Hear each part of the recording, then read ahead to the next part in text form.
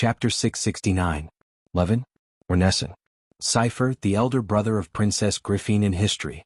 Compared to his reputation before the civil war in Erewhon, after the war, the name of the eldest son of the king disappeared. Some said that he died in the chaos, some said that he was a puppet of Duke Cypher and the queen, and some said that the princess had once spared his life and let him live in seclusion in the mountains. But just like the historical truth behind these romantic folklore, the real story often made people feel that it was natural and unexpected. After Wood's introduction, Brando and Her Royal Highness waited in the front yard for about a quarter of an hour. During this time, no one spoke, and only the sound of the Archbishop pruning the branches and leaves could be heard.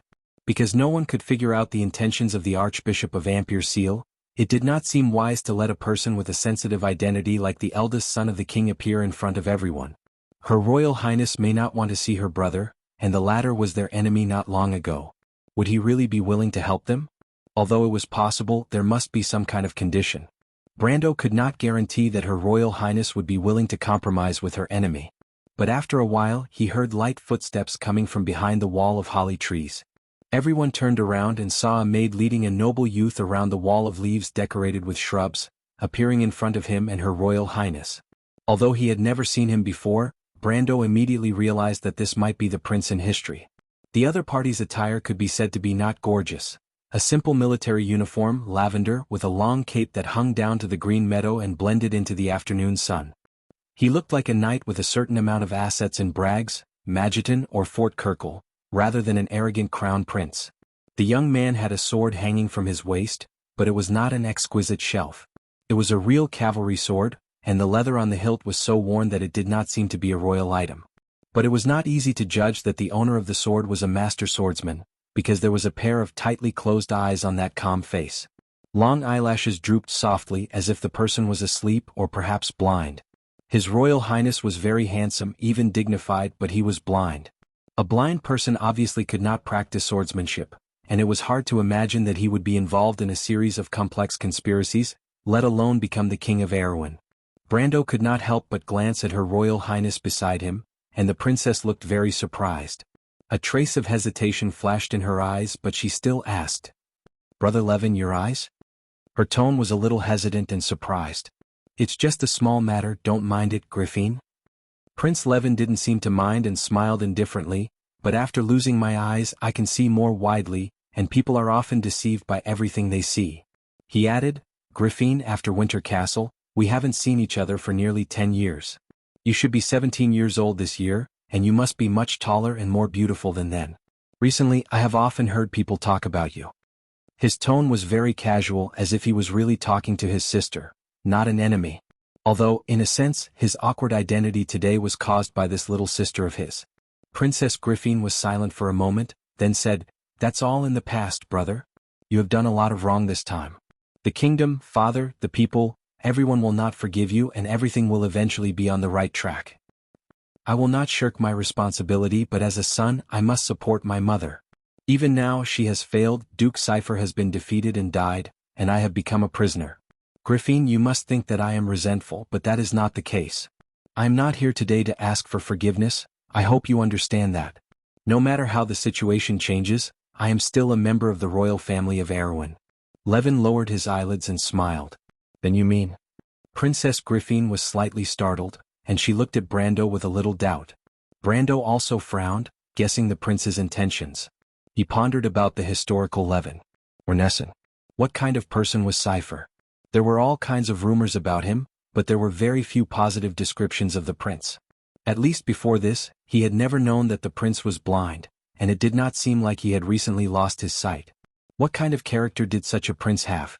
Was he headstrong and self-opinionated, or was he a man of great talent and strategy? All the legends in history did not count.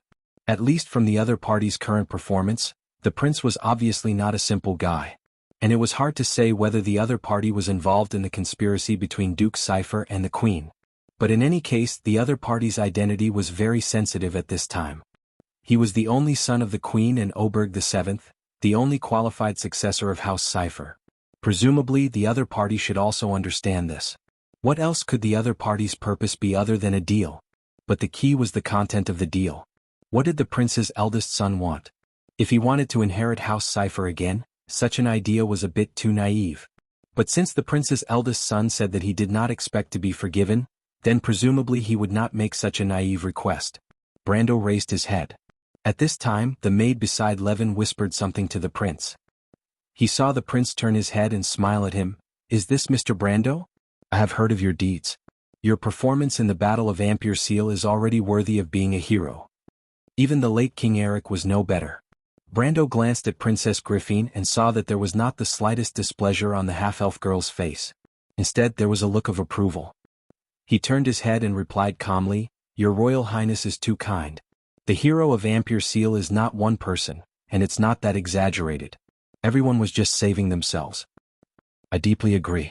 It is precisely because they know how to save themselves and struggle that civilization has continued to this day.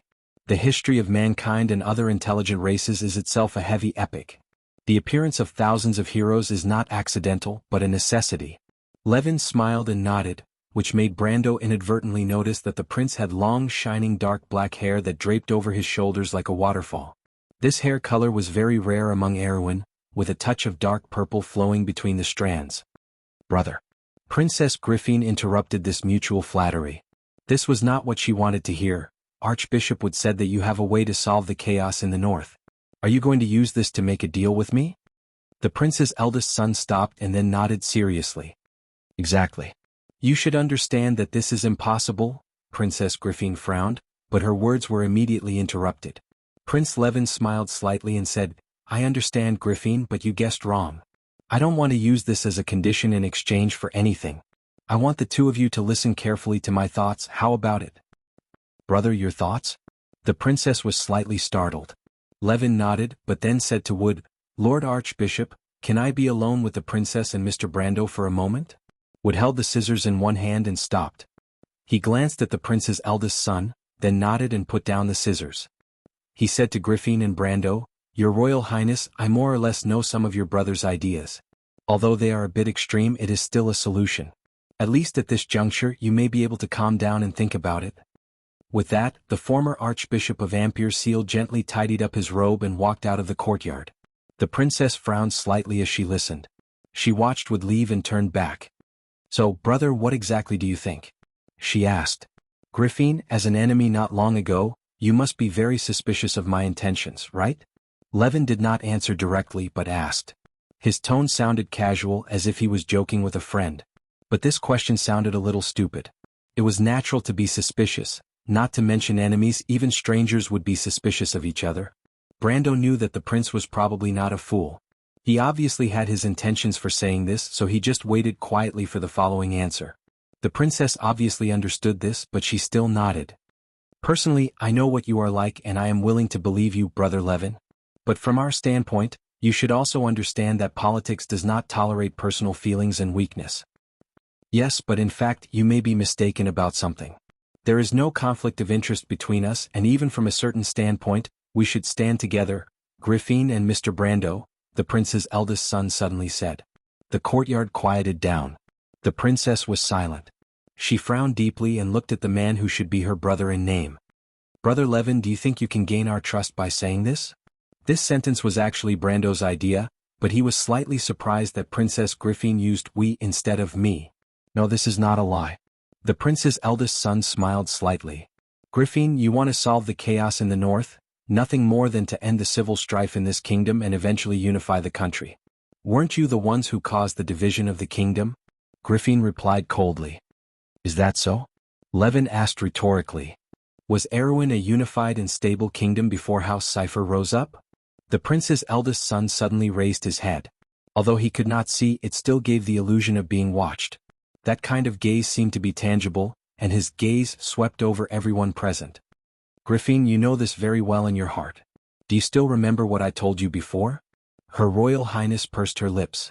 Brando saw that her slender eyebrows were almost twisted together. He knew that Griffin and her brother in name had met once in their childhood, when Grand Duke Erek forced Oberg VI to change the defense decree during the year of the astrologer. At that time, Her Royal Highness went with her father to Winter Castle, where she met her brother. However, the historical records of this experience were only a few hurried words, and it was obviously impossible to record the conversation between the two children. However, Brando knew very well that there was nothing wrong with what the prince's eldest son was saying now. Had Erwin ever been unified? Perhaps. Since King Erek integrated the entire southern territory, Erwin had become a unified kingdom. But since the late king left this world, the Cipher dynasty ended, the Lionheart sword was lost, and the majesty of the royal family declined day by day. Even during the Renaissance era, with the existence of Sword Saint Darius and Tulman, the central government's rule over the local areas was still very weak. And after Grand Duke Erek forced Oberg VI to change the defense decree, the kingdom's unification only existed in name. Since when had Erwin ever been unified? As the kingdom gradually fell apart, the majesty of the central royal authority was no longer able to restrain the disintegrating parts of the kingdom. And this was all that Her Royal Highness wanted to change. Griffin, Mr. Brando, do you only want to return the kingdom to the way it was before father was still alive?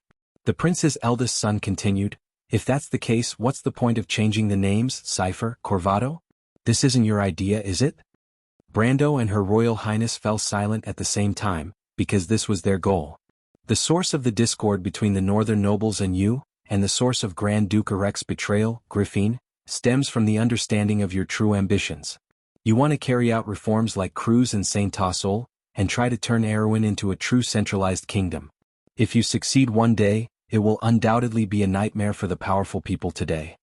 Levin replied, no one will give up their interests so they can't support you. No. There will always be some people who support me, such as the Highland Knight, and those who still believe in the ideals of the late emperor, Princess Griffin replied. And then? Maybe you can also count those bankrupt knight and homeless people. Maybe you can succeed, Griffin. But don't forget, you don't have much time left. The prince's eldest son calmly analyzed, Erwin's enemies don't just come from the inside. This sentence pierced Brando's heart like a sharp thorn, and he couldn't help but narrow his eyes. Yes, for Erwin, reform might be inevitable, but at the same time, Erwin's enemies were not only the weak nobles. Seizing every minute and second was what he had been doing all along. Her Royal Highness raised her head. Then what can you do, brother? The prince's eldest son fell silent. After a short while, he replied softly, it's very simple, let me become the king of Erwin, Griffin. P.S.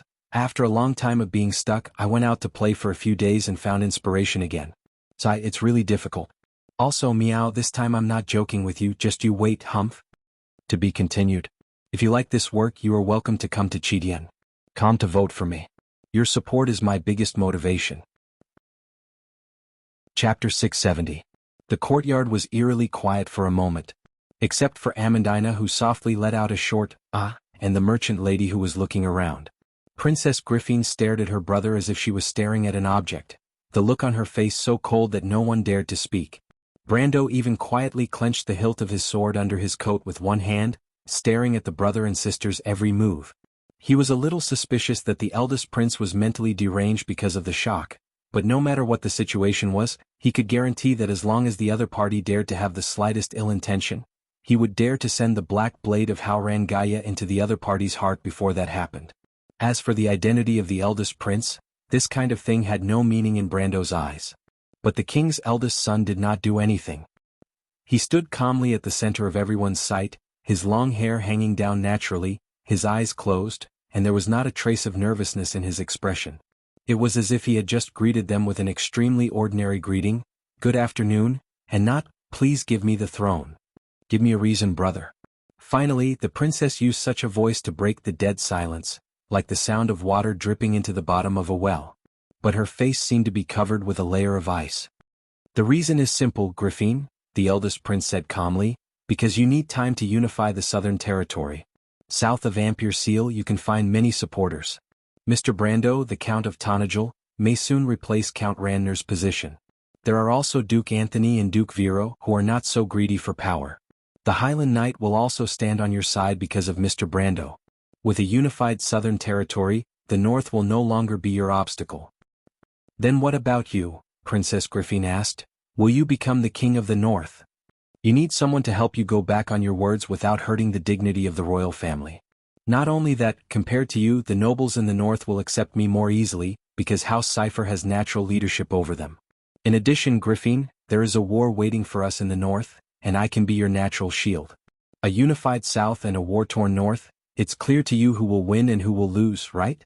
Brando's heart trembled slightly.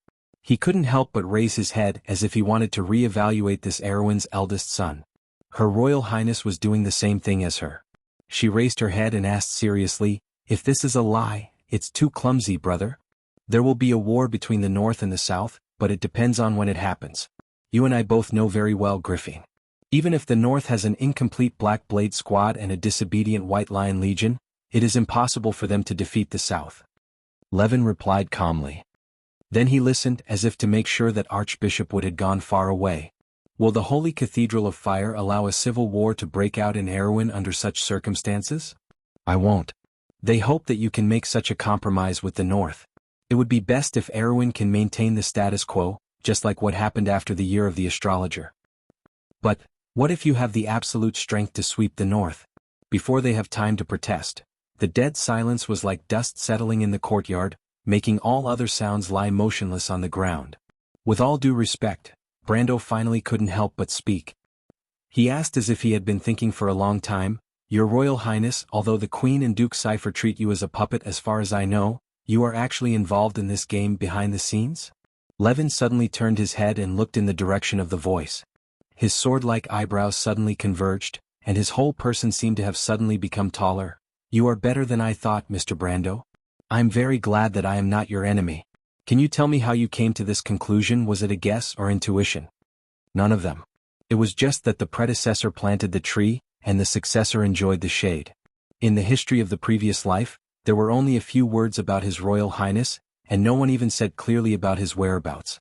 However, curious players were very good at making groundless accusations, and there were many articles about analyzing Levin Ornazin Cypher's character and life experience. Some of them were groundless, some were guesses and some were rumors, but as long as this information was linked to the real eldest son of the king in front of him, the conclusion was very simple.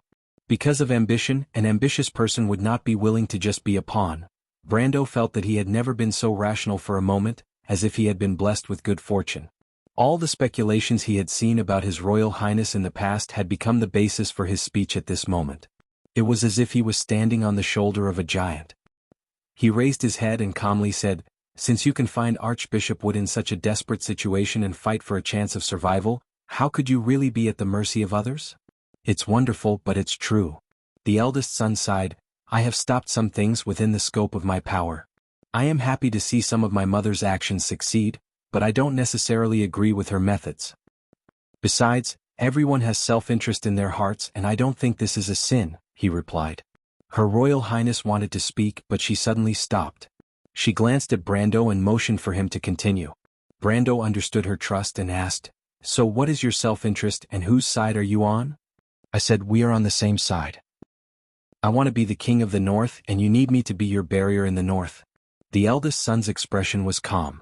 But Brando carefully observed the changes in his expression, and he had an intuition that the prince had not revealed all his true feelings. He subconsciously looked to the side and happened to see Levin Ornazin's maid frown slightly. She seemed to want to say something, but the eldest son reached out and stopped her.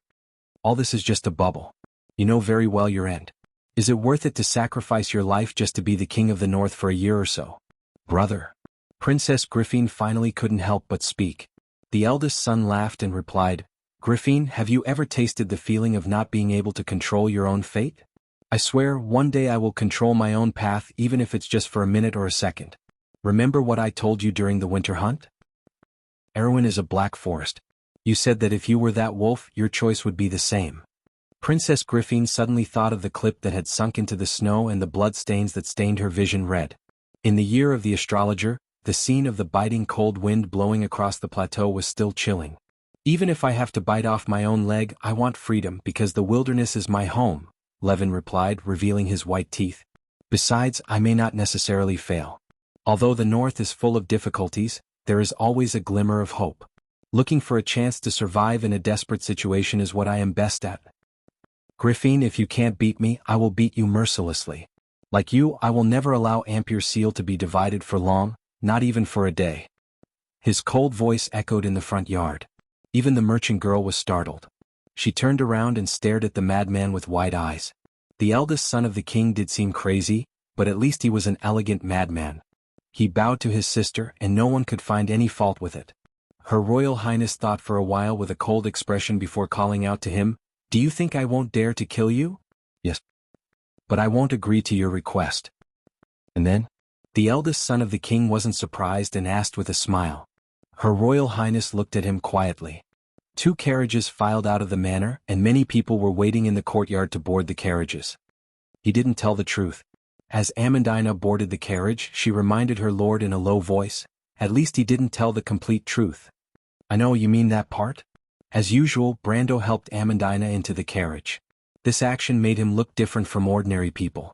Brendel ignored the strange gazes from the servants and raised his head to ask, "What's the matter?" "I don't know, but I feel that he is hiding something." Intuition. Intuition? Intuition is also a kind of experience, my lord. Amandina replied seriously. Brando thought about it and felt that it made sense. He turned around and looked at the other carriage. The emblem on the carriage was dark and almost indiscernible. He had the same doubts in his heart. His Royal Highness was definitely the calmest person he had ever met since he transmigrated.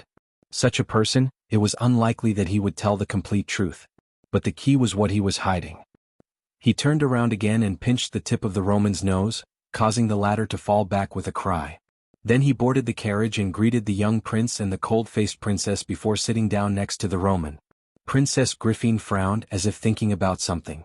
Brando was probably the only one present who understood her thoughts. But he did not say much, just lifted the curtain and looked out the window.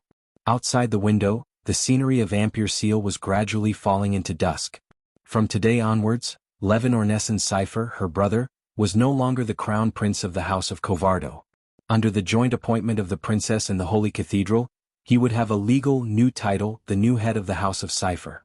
This new Grand Duke would be appointed to prepare the North for the war with the Lion's Mane people, but in fact he was promised to be the King of the North. Everyone would know. Although all this had not been finalized, Brando could already guess what Her Royal Highness's answer would be. It looked like a compromise from the royal party. But only a few people knew the truth.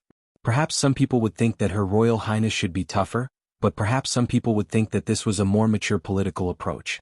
But what really puzzled Griffin was that her brother looked so confident. No one knew if they had made the wrong choice. But in Brando's opinion, the result was actually not bad. What Erwin needed was not a righteous title but time. If he was given a little more time, he would have the ability to save the kingdom. And now what the eldest prince gave them was exactly what he dreamed of. As long as the nobles in the north were no longer tempted, the princess would be able to free up her hands to clean up the mess in the south. More importantly, 3 years of peace. After 3 years, the enemies that Erwin could face would no longer be limited to the chickens and dogs in front of him. The king's eldest son had his own plans, and so did Brendel himself. Valhalla was the cornerstone of all of this, he was incomparably certain of this. He took one last look at the golden sunset outside the window. In that direction, there was a line of flashing seaside, as if he could see the spectacular scenery of the loop of trade winds through the golden clouds. Then he put down the curtain and stopped thinking about these things. As for what the eldest prince really wanted, such history would be left to the future to judge. At least for Brando. P.S. There is one more update. To be continued. If you like this work, you are welcome to come to Chidian.com to vote for me. Your support is my biggest motivation. Chapter 671. Most of the things that happened after Princess Griffin and Brando left the Wood Mansion could be predicted. The king's eldest son's succession to the position of Duke Cipher seemed to symbolize another compromise between the royal family and the local government. Such compromises were repeated in the history of the kingdom. Since the Year of Thunder, the power of the local government had become increasingly strong, eventually forming a vicious cycle. History seemed to be repeating itself, but in any case, at least with the intervention of the Holy Cathedral of Fire and the appeasement of the king's eldest son himself, the turbulence in the north calmed down for a while and became calm again. In private, it was said that the nobles were celebrating a rare victory after the Battle of Amberlight, and the local atmosphere was foul as if the kingdom had returned to the days before and after the year of the astrologer. There seemed to be signs of banditry in the local areas again, and the merchants complained, but under all this surface, changes were quietly going on in the dark. Brando understood that Her Royal Highness could not sit still and allow Prince Levin to grow in the north, even if they had a secret agreement, even if he was her brother in name. But there was no room for personal feelings in politics, not to mention that the Holy Cathedral of Fire did not want to see signs of division between the north and south of Erwin. At least before the end of the Holy War, The people of Cruz hoped that the ancient kingdom could maintain a semblance of stability. But that was only on the surface. In addition to these reasons on the surface, there was a more direct conflict of interest that determined this. Because in the north, in addition to the fixed territory of House Cipher, there was also the territory of the royal family of Covardo itself, as well as many areas such as Yenbao and Yanalasu. For these complex spheres of influence, the princess's party was unlikely to give up. Therefore, as part of the exchange, Her Royal Highness regained control of the White Lion Legion as expected. But perhaps because the king's eldest son himself did not want to control such an army that was not loyal to him, since the reappearance of the sacred Lionheart sword, there was a loud voice within the White Lion Legion that leaned towards the princess's side. This point was slightly different from what happened in history. In another period of history, until Freya fully controlled the White Lion Legion, the White Lion Legion did not really identify with the royal faction. But this time Old White Lion, who had lost 2 army commanders, had clearly lost his original drive. Breton, Jocko, and Enrique, who had escaped from the Battle of Ampere Seal, were ordered to head to the north to take over the new legion. The new legion commander was the eldest grandson of the lion who had died in the Battle of Ampere Seal. However, Brando knew that this unlucky fellow would not be able to stay in this position for long. Everyone understood that there was only one person who could lead this army. It was Freya, who held the Lionheart sword. But now was not the time. Maynard also removed Freya's name from the original list. The reason was that this girl from Bucci still needed more training. This was also Brando's opinion. In the future she might have the ability to control an army, but she was still far from it. In his opinion, the White Lion Legion would be dormant for a long time until the officers under Carglass were formed. Only then would he have the ability to establish the White Lion infantry that truly reproduced the glory of that era. That was when the goddess of war would come into play. Before that, there were more important tasks waiting for this future goddess of war to complete. But compared to these things, some major events that happened on the table attracted the attention of ordinary people more. Especially when the Silver Folk finally intervened in the investigation of the Battle of Ampere Seal. At the request of the Bugas and the Silver Elves, the Holy Cathedral of Fire had to give up control of Ampere Seal. The mastermind behind all this was naturally Brando and a certain fairy lady. A human and a fairy pushed forward the most important event that happened between Erwin and Cruz in the Year of the Sword in the eyes of ordinary people. In the middle of the month of the new moon, from this day onwards, the port city would no longer be called autonomous, but would exist as Erwin's trading port. As soon as this news spread, it shook the entire southern part of the continent of Wond. But no matter how the news spread, there was only one truth that would never change. That was, after several centuries, this sacred port finally returned to the arms of its ancient mother. That evening, Her Royal Highness made an exception and let Brando take her to the outer wall of the port for a walk. The half-fairy princess looked at the distant edge of the forest and the bay under the golden clouds of the setting sun. She just looked quietly without saying a word. Her gaze reached the end of the horizon, where the sun formed a golden thread. She was in the same position as her ancestor Yak was in 1,000 years ago. When they came down from the tower, the princess whispered a thank you to Brando. Her voice was so soft that it even made Brando suspect that he was hallucinating. But in any case, at least he remembered the sparkling eyes of Her Royal Highness when she looked into the distance. She must be very proud. Otherwise, those golden eyes that reflected the cloud's shadow wouldn't have hidden the excitement in them. She was not the king of Erwin, but she was the princess who loved this land the most. Chaotic events surrounded the port, making a clamor like the waves of the sea, so much so that the various attitudes of the people over the past month had become a scryer to decorate it. And the trivial things that were interspersed with these major events became a moderating interlude. For example, the recovery of Garlock the Wanderer. When the chief mage of the kingdom, the hero of Ampere Seal, reappeared in front of the public, it caused a sensation in the city. After all, compared to the unknown Brando, Garlock's name was originally a legend in this kingdom. Ampere Seal held a day-long carnival that day, so much so that Her Royal Highness came to tease Brando and asked him if he was jealous. Brando was not jealous at all. He was more concerned about another matter, and that was, Garlock had accepted Amandina as his apprentice as he had said before. According to the words of the great mage himself, it would be a pity if such a high talent was only willing to be a mortal. Brendel could not agree more with him. But compared to this he respected Amandina's opinion more. Fortunately, Amandina was not complacent. On the contrary, she had a desire to learn magic for a long time, but after her family went bankrupt, there was no opportunity and no time. In this way, Amandina nominally became Garlock's only successor. According to Her Royal Highness, she was likely to become a future court mage. And the third widely circulated incident of the month was also related to Garlock. The incident originated from a group of young people's curiosity about the legendary story of how the great mage escaped from the battlefield, but the person involved put on the airs of a master and refused to speak, which instead aroused everyone's curiosity. Soon an absurd rumor spread among the city. It was said that Garlock was lucky enough to escape that day because he was hiding among a pile of demon corpses. Indeed, for a court great mage, such an experience was truly embarrassing. Therefore, out of some kindness, the port quickly banned similar rumors from spreading. However, there was one time when Brando met the great mage when he was passing through the front yard of the rebuilt Anderla Cathedral, and he accidentally heard the latter muttering to himself as he walked, "Damn feces, damn feces." Time seemed to fly by quickly.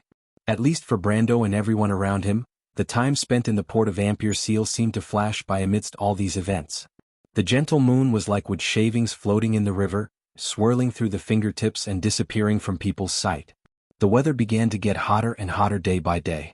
The storm off Amberlight gradually subsided, and the greenery in the mountains and forests became more and more breathtaking as time passed. It was as if the people in the port had not noticed the subtle changes around them, but the mountains and forests were already in full bloom, ushering in midsummer. The Nagas and the Silver Elves left Amberlight one after another, and the port seemed to have become deserted for a while.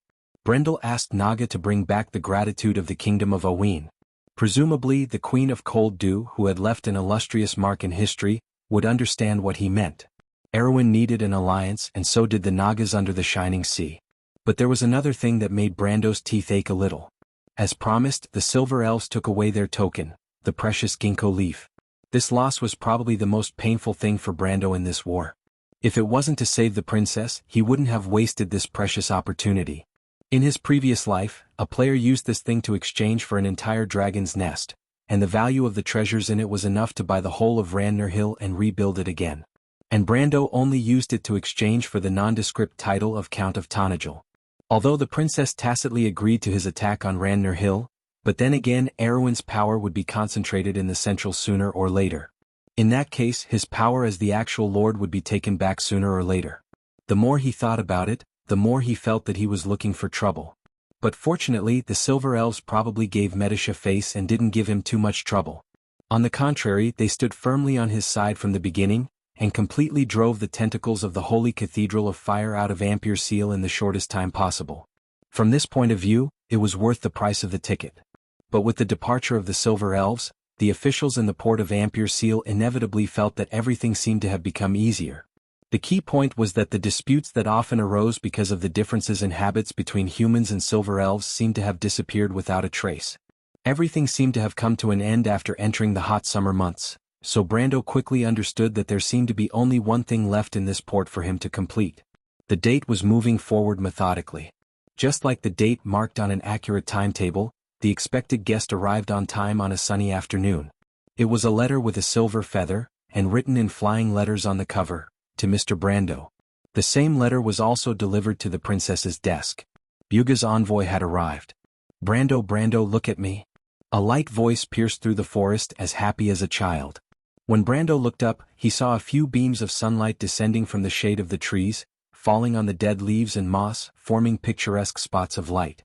Between these jagged rocks, there was a piece of dead wood, and the merchant lady stretched out her hands and walked unsteadily on it, as if she was very proud of her balance.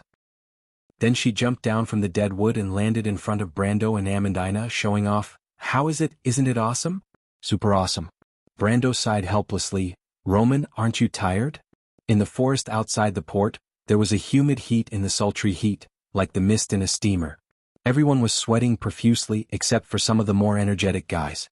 What annoyed him a little was that the fairy lady had told him that the Buga mages had specifically chosen a cool cloudy day. Now it seemed that either the silver folks' understanding of cloudy days had some problems, or the artisan mages' astrologers were simply unreliable.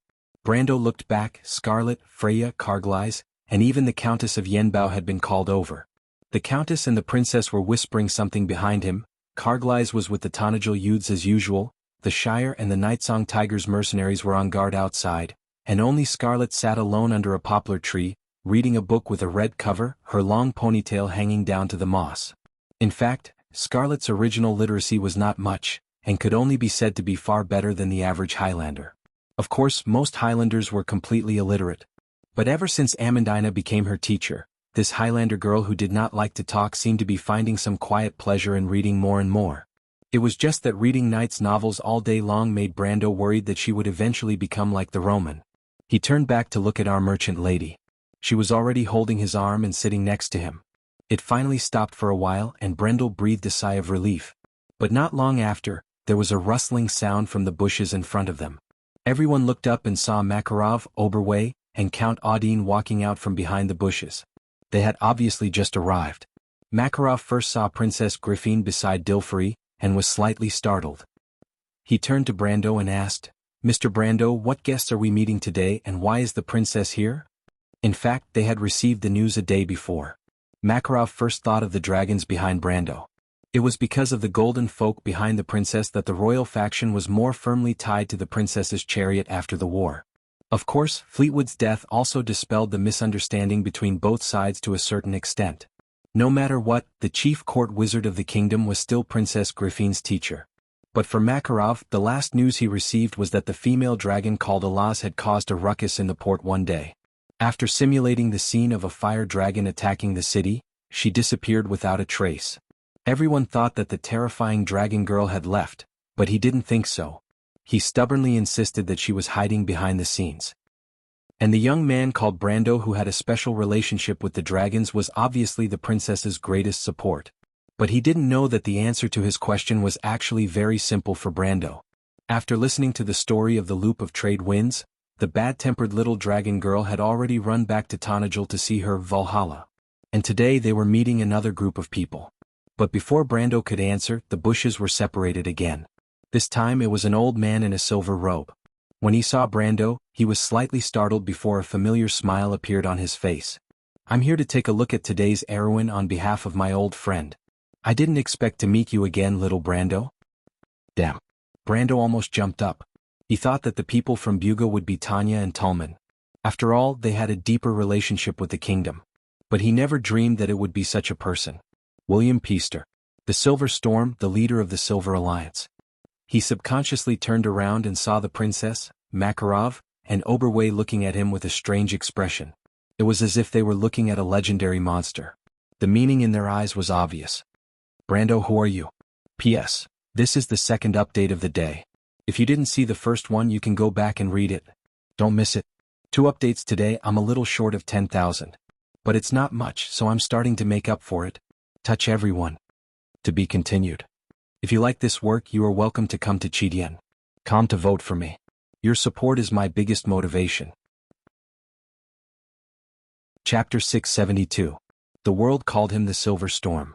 He was one of the 12 leaders of the male wizards in Dorora. His name spread across the land before Erewhon was established, and his legend was even older than the songs of the bards. Even the monarchs of the mortal world would tremble in front of him, and even the 4 great temples would have no choice but to retreat in the face of this white-haired old man.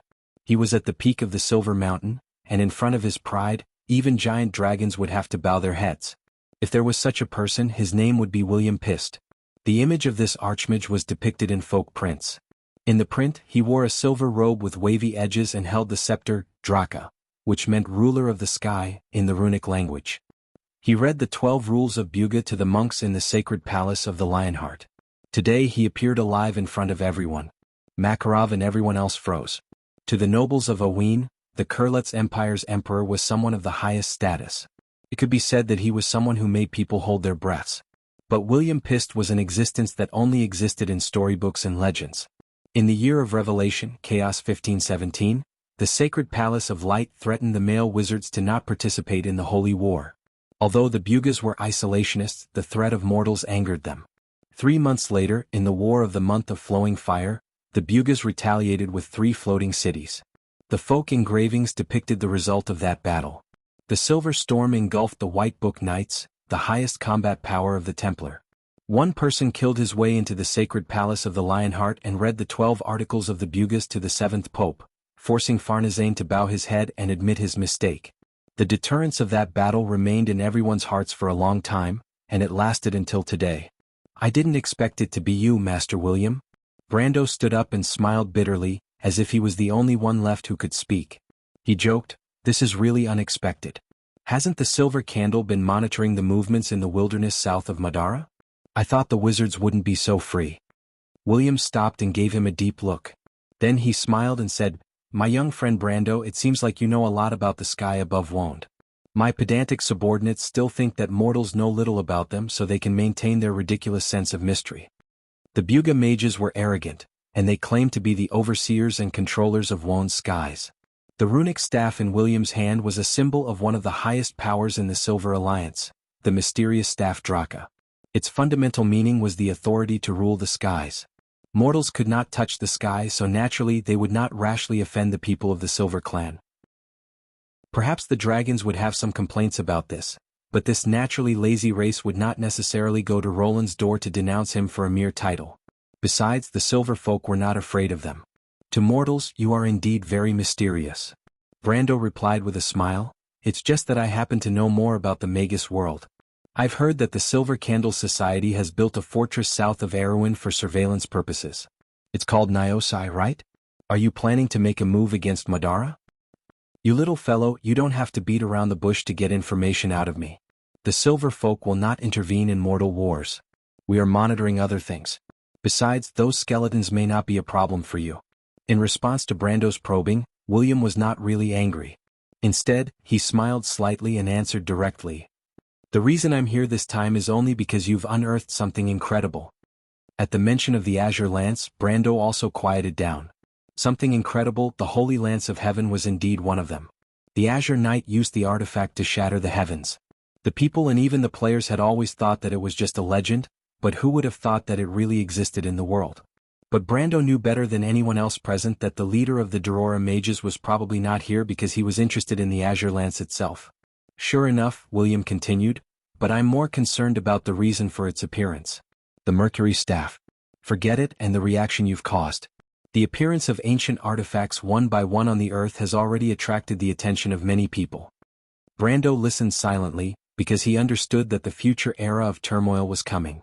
Starting from the rise of Madara, Wond would be plunged into an era of long-term war.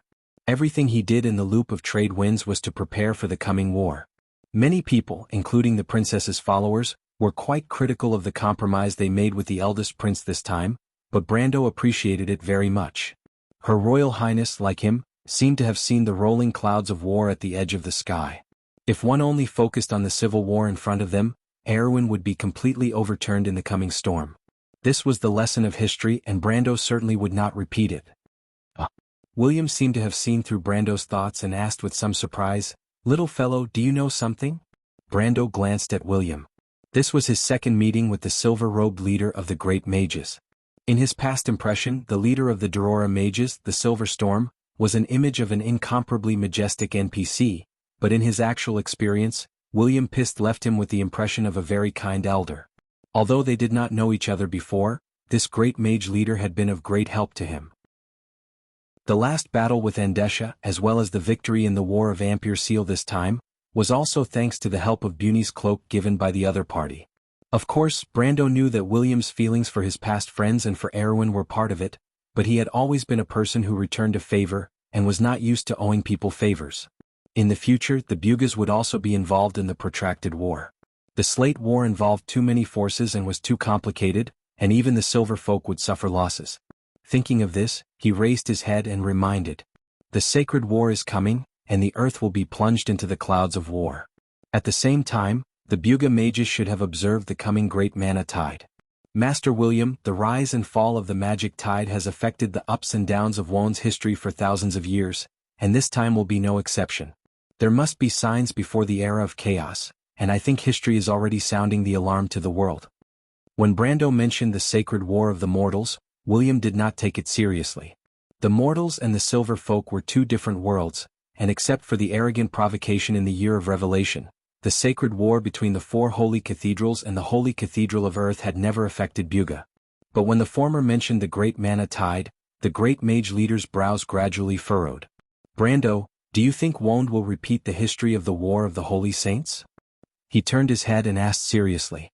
He had also upgraded the way he addressed Brando from little guy to his real name, which meant that at this moment, the great mage leader at least regarded Brando as an equal to himself in a certain sense.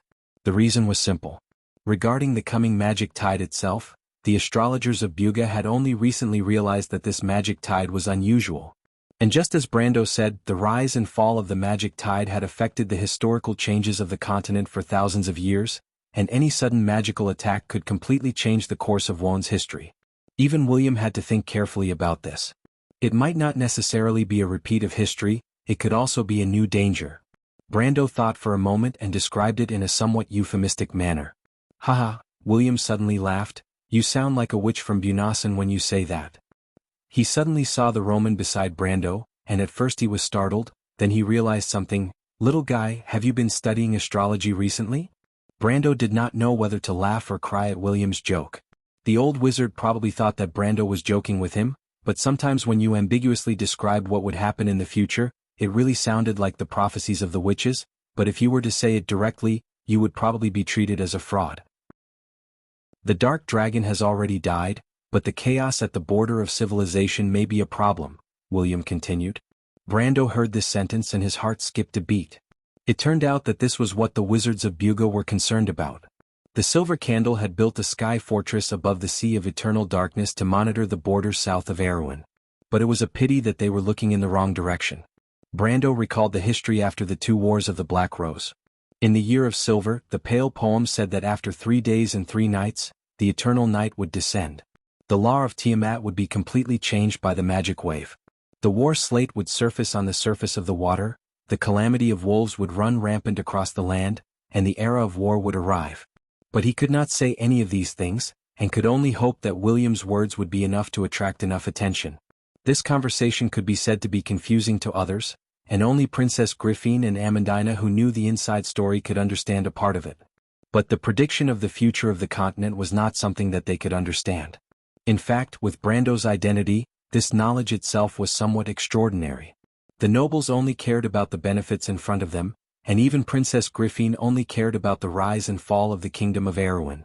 The survival of the continent and the changes of history were not things that mortals should be concerned about. But fortunately, William did not seem to want to delve into this topic. Makarov seemed to have finally reacted. From William's words, he could tell that this famous great wizard was here for something important. But he had never heard a word or two about this important thing from any party before today. He looked at Princess Griffin with dissatisfaction. Princess Griffin seemed to be prepared for this and calmly replied, Oberwe Makarov, I did not ask you to come here today and I will not hide it from you. But this is a matter of great importance and you have to be careful. Please understand. Makarov slightly frowned when he heard this reply. Mortal, put away your dissatisfaction. She is right. For the miracle that you are about to see, your selfishness is but a speck of dust floating on top of a gem. William suddenly glanced at them and coldly reminded them. His words immediately made everyone fall silent out of fear. The prestige of the leader of the Silver Alliance's great wizard was on full display. Brando then ordered Babasha and the rest to teleport everyone into the underground ruins. They passed through a long tunnel, and this time the Spider Queen seemed to have sensed William's presence. Like an animal's instinct, it allowed these uninvited guests to walk around in its tunnel without showing its head. This made Brando very depressed. You have to understand the frustration of a player bringing along a high-level NPC to kill a boss, but the boss cunningly hides away. The group did not move quickly in the dark. Because they weren't in a state of escape like the last time, everyone was able to relax and carefully observe the surrounding scenery. The underground tunnel was filled with crisscrossing cracks. Some were man-made while some were natural. The cracks spread in all directions, making the entire underground ruins look like a giant spider web. From this point of view, it complemented the owner of this place. Half an hour later, everyone finally arrived at the prayer room from the other day. The prayer room was still the same as that day, immersed in darkness. Even the magic circle was still intact on the ground.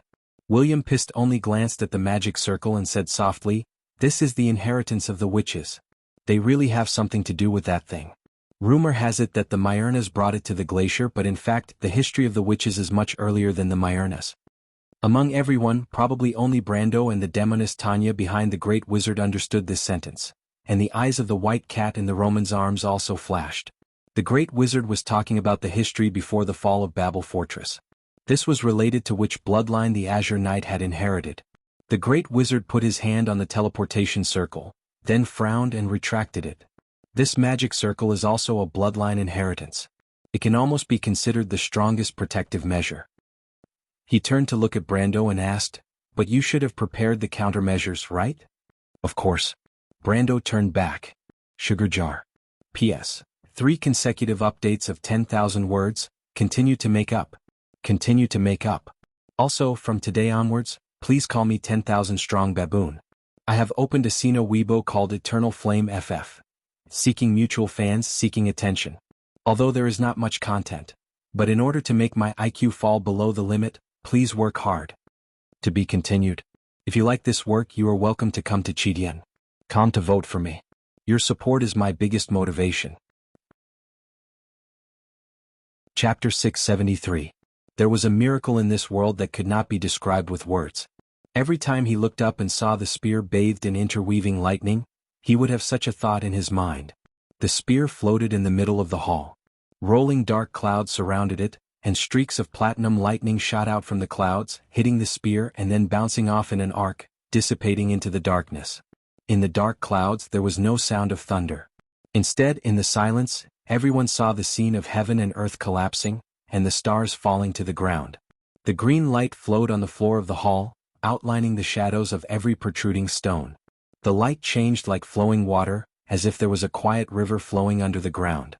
Facing such a scene, even William could not help but change his expression. Makarov and Oberway were even more dumbfounded when they entered the hall.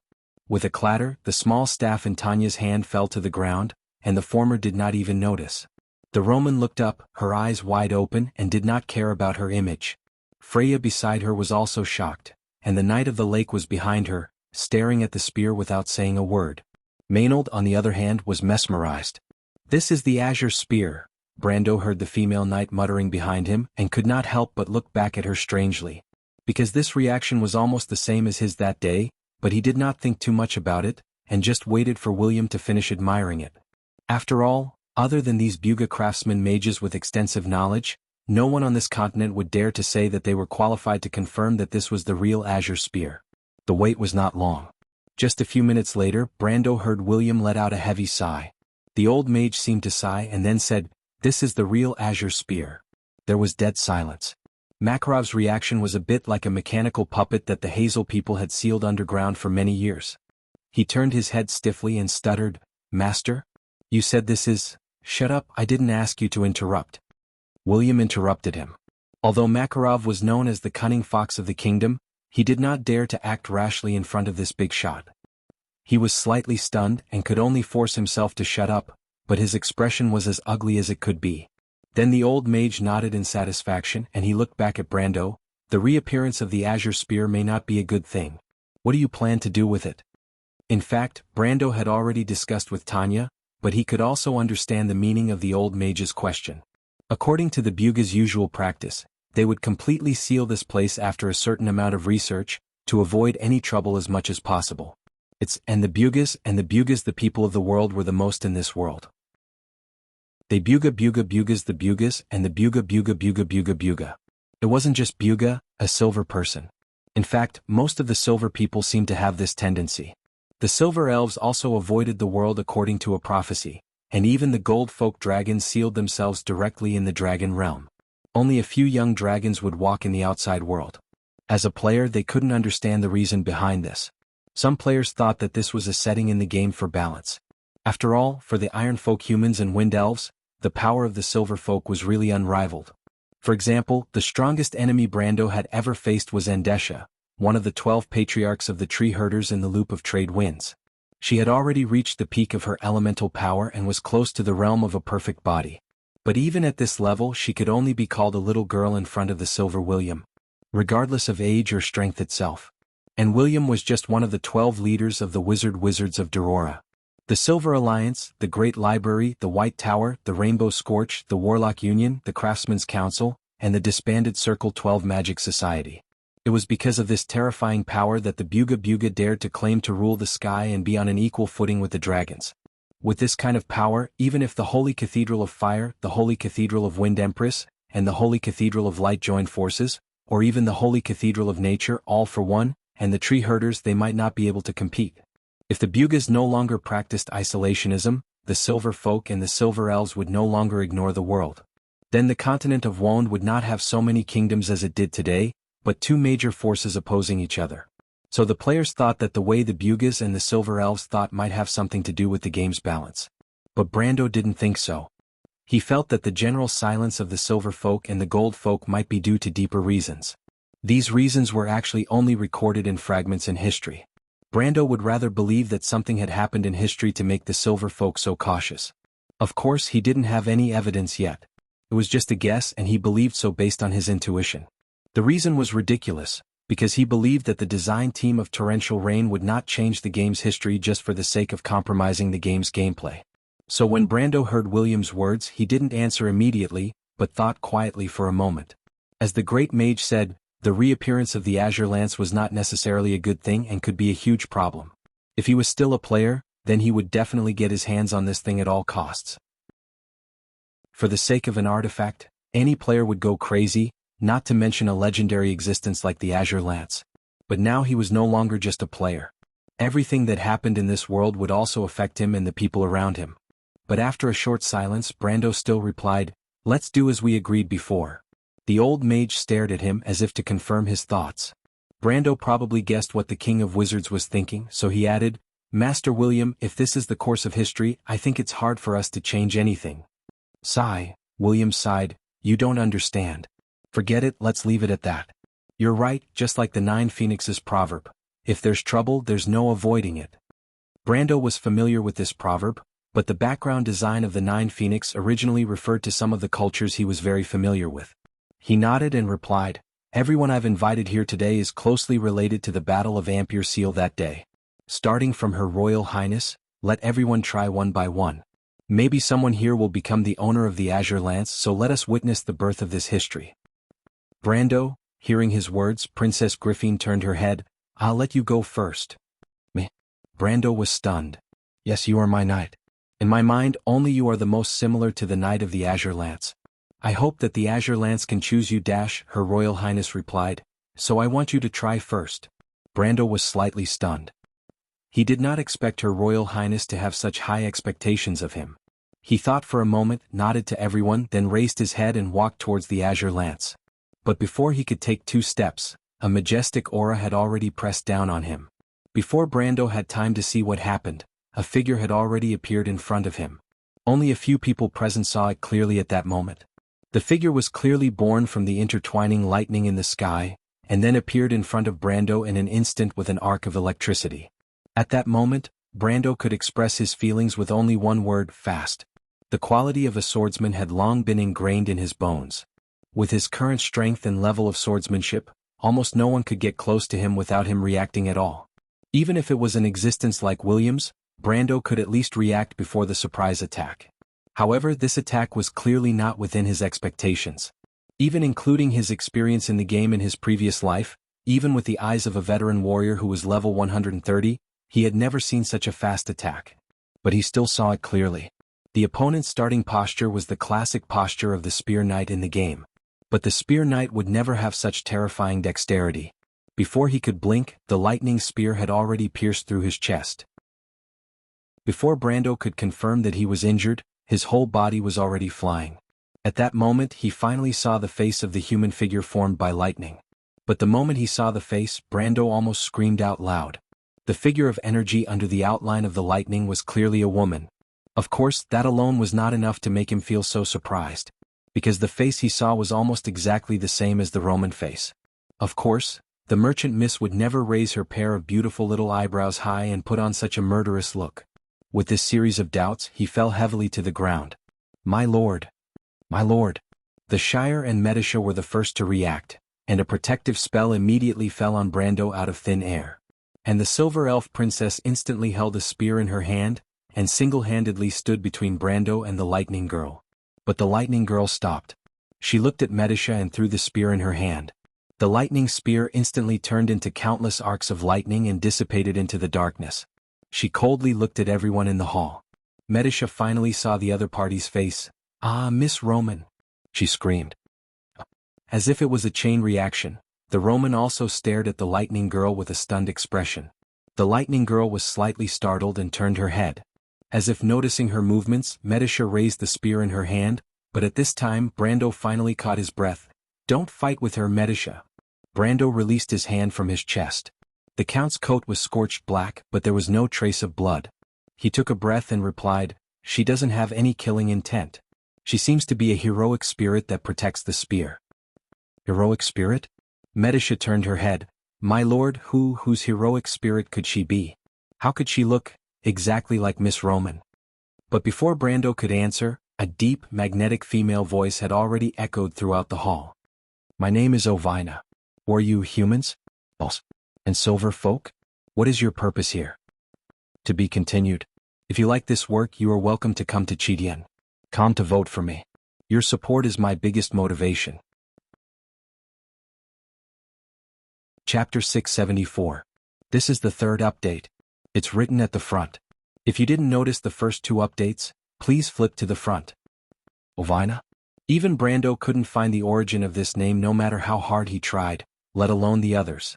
Only Roman asked in a trembling voice, how did you impersonate me?" Ovina glanced at Roman and paused. "I see. Huh. What do you mean?" The merchant girl was confused. The lightning girl turned around and frowned at Brando on the ground. "You seem to have inherited the authority from the Society of Truth, but you clearly have a higher authority. How strange. Let me see, it's really strange. You have the aura of Gaia's will." She turned her head and swept her gaze over all the others, pausing only for a moment on William. The great mage of the Silver Alliance frowned and didn't say a word, as if he was thinking about something. But Ovina's eyes lit up when she saw Freya, the descendant of the goddess of war's guards. "I didn't think this bloodline would still exist in this world," she said with slight admiration. Brando heard the lightning girl's words, of course, but he felt like he was listening to a book from heaven. He had never heard of any of the terms Ovina mentioned. Even in his past experience in the game, there was no mention of this. He frowned. "My lady, who are you? You are a heroic spirit. Whose will do you represent?" "Me?"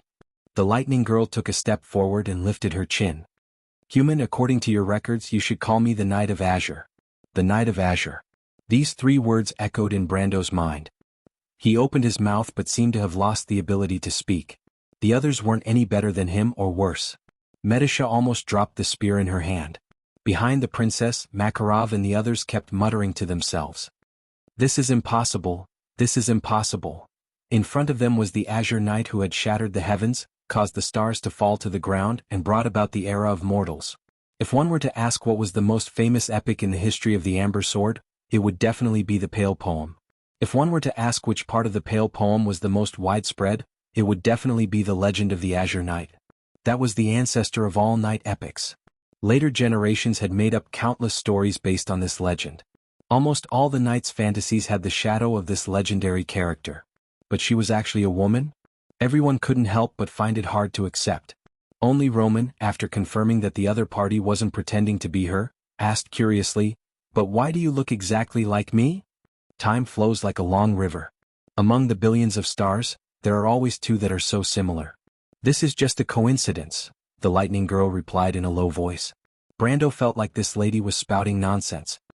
He asked, "Master Knight, may I ask what you meant by what you said before?" Ovina glanced at him and answered, "You heard what I said, and that's that. What I didn't say I won't tell you. In this world all secrets have a price." "What kind of price do I have to pay?" Brando asked with a frown. In the game, the players had been trying to solve a riddle, the final path to the power of existence. Obviously no one had succeeded. But Brando had a feeling that the term Ovina mentioned before might have something to do with the final door. Because ever since the fall of Babel Fortress, ancient knowledge was lost to the earth. There were no more records of the power of existence. Since then, no matter if it was the gold citizens or the silver citizens, no one had ever truly opened the final door. Even the high and mighty dragon race stopped at the peak of the gold body. Brando looked at Ovina seriously, but the female knight made of lightning shook her head. "You can't afford to pay them, human. Alright, tell me, what is your purpose for coming here?" "Purpose?" Brando came back to his senses and remembered the purpose of their trip. "Master, we accidentally found the azure lance that you once used. We hope to gain its approval." "I see." The lightning girl nodded. She looked up at the entire hall. This should be the ruins of Barbard's Great Hall. You probably haven't heard of this name. So do you? What is this place? What year has it been in the outside world? This is now the territory of the Kingdom of Erewhon. It is the underground of a trading port, Ampere Seal. Master Knight, Princess Griffin's voice sounded. This is the first era, the year 376.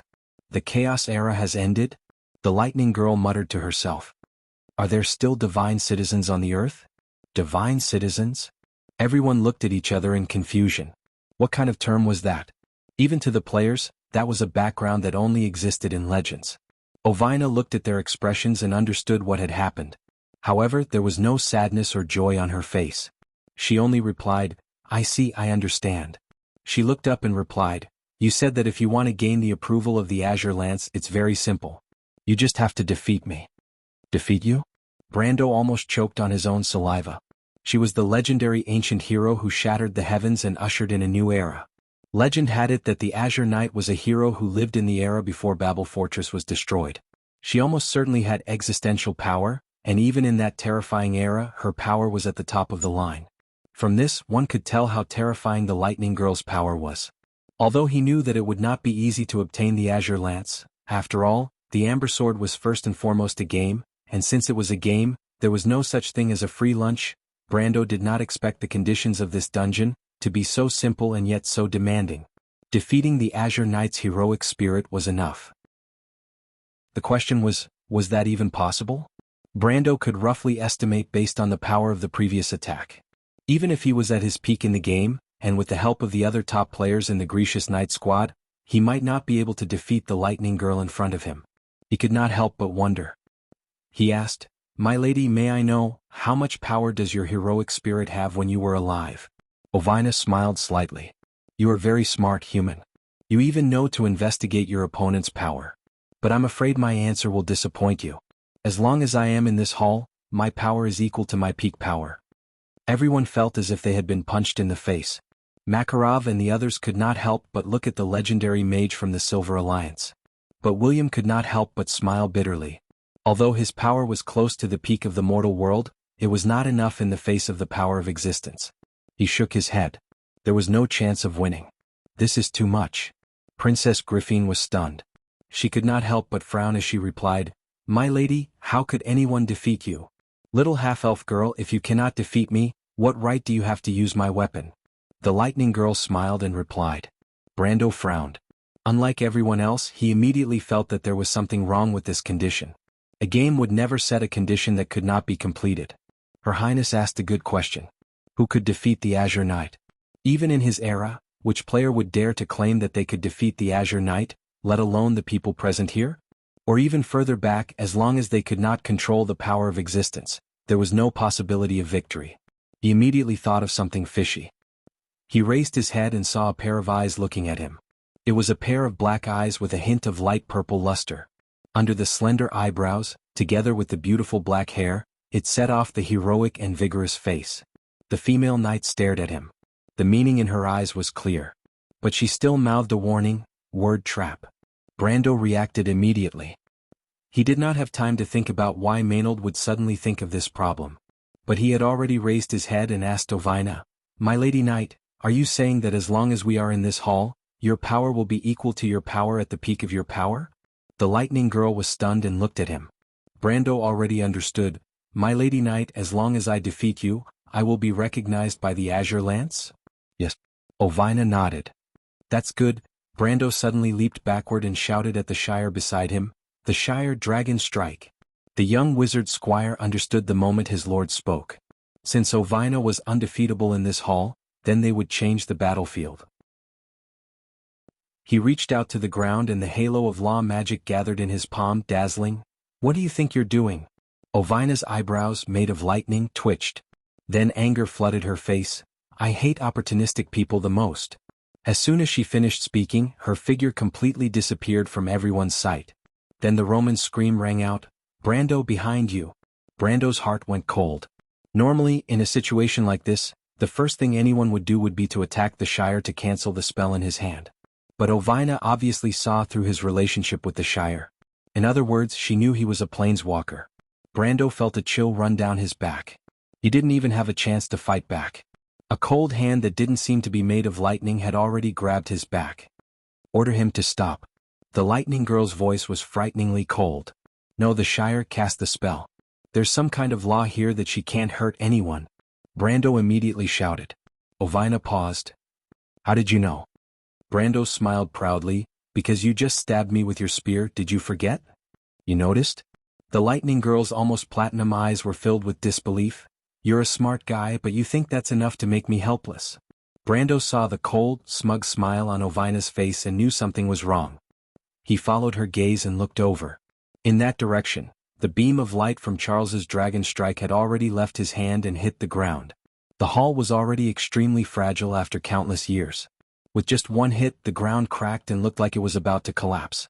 But at that moment, Ovina said coldly, Power of fate, history reversal. Just 8 words. And then a miracle happened. To be continued. If you like this work, you are welcome to come to Chidian. Come to vote for me. Your support is my biggest motivation. Chapter 675. Power of fate, history reversal. Ovina's deep voice echoed in the hall. A strange scene appeared in front of Brando. Time and space were like a series of replays. The ground that had been pierced by the white beam of light reassembled itself. The colorful array of light flowed back. The shattered stone slabs, layers of soil and rocks were glued back together, seamlessly returning to their original state. Dragon Strike was like a retracted platinum sword that flowed back from the ground and returned to the array of laws in the hands of the stunned Shire. The rearranged magic flowed back and was disassembled into the most primitive magic, reversing the entire spellcasting process. This was a scene that had never been seen before. Anyone with a basic understanding of magic would understand what kind of power was contained in this scene. Tanya and William, the 2 outstanding wizards in the crowd, were both shocked and fascinated. Time, space, and energy were the most basic explanations of the laws of the world. This was the power of existence. There's no way to fight this boss.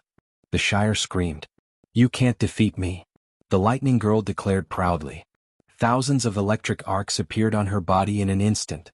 These electric arcs expanded in all directions, each one accurately hitting every single person in the hall. The first to bear the brunt was, of course, Brando, who was being held hostage by Ovina. He was sent flying. Dilfrey, Amandina, and all the non-combat Roman females let out a scream. The expanding electric arcs formed a giant net of light in the hall. One end of the net enveloped every single person and bound them to the wall on one side of the hall. Only William's eyes flashed. He raised Draka, the scepter of the sky, with one hand. A transparent hemispherical shield appeared around his body. Hundreds of golden electric arcs flashed across the magic shield and shattered into countless electric particles like fireworks. The other one who was still standing was Brando. The moment he got up, he activated the talent of the Fool. The blood of God burned fiercely in his body, forming a barrier of willpower that was almost visible to the naked eye around his body. All the lightning disappeared before it could get close to his body. When Ovina saw this, a look of curiosity appeared in her eyes. This is Odin's aura. There are so many strange things about you. This kind of magic is completely ineffective against me. Brando's Haurangaya was already out of its scabbard. He lifted his head to look at Ovina, who was in the middle of the lightning, and swung his sword at her. What a joke. Even if he himself came, he wouldn't be a match for me. The lightning girl snorted coldly, and in the blink of an eye, all the lightning in the underground hall disappeared into the darkness. Only one beam remained, and that was the lightning spear in her hand. It was as if Ovina had already seen through Brando's attack route. The moment the ghostly blade appeared before her, her spear had already blocked Brando's Haurangaya with a clang. The lightning in her hands was like a substance, and she was able to change the nature of the energy at will. This kind of power had long been extinct in this era. You also know the sword skills of the dragons. Do you want me to teach you a few moves? Ovina didn't seem to care about Brando's flash strike sword art at all. She parried Brando's attack with one hand and took a step back, easily maintaining her distance from Brando. Brando actually wanted to say, sure. To be able to get the Azure Knight to teach him any skill, even in the games of his era, it would be shocking. But unfortunately, he couldn't say anything because the spear in Ovina's hand was already stabbing at him like a dragon's fang. At that moment he was almost scared out of his wits. The lightning girl's spear split into 4, and each one was like the shadow of the moon. This was the ultimate spear skill of the Astral Knight, Silent Night. A skill with such a literary name, of course, had to be a royal inheritance of the Wind Elves. In fact, it was also one of the secrets of the astral inheritance. But the question was, what about the prerequisite skills for this move? What about the charging time? How come they all disappeared in this woman's hands? Wasn't this a bug? The 4 spear shadows hit Brando's body in an instant. Spear technique. Silent Night's specialty was like endless darkness. The more he dodged, the more he would pursue. But once he hit, the follow-up attacks would disappear without a trace. But with only 4 spears with Ovina's power level, it was more than enough for Brando to suffer. Even she herself thought that Brando would lose. She didn't expect the lightning spear to pass through a layer of shadow. An illusion? A cold light flashed through the lightning girl's platinum eyes.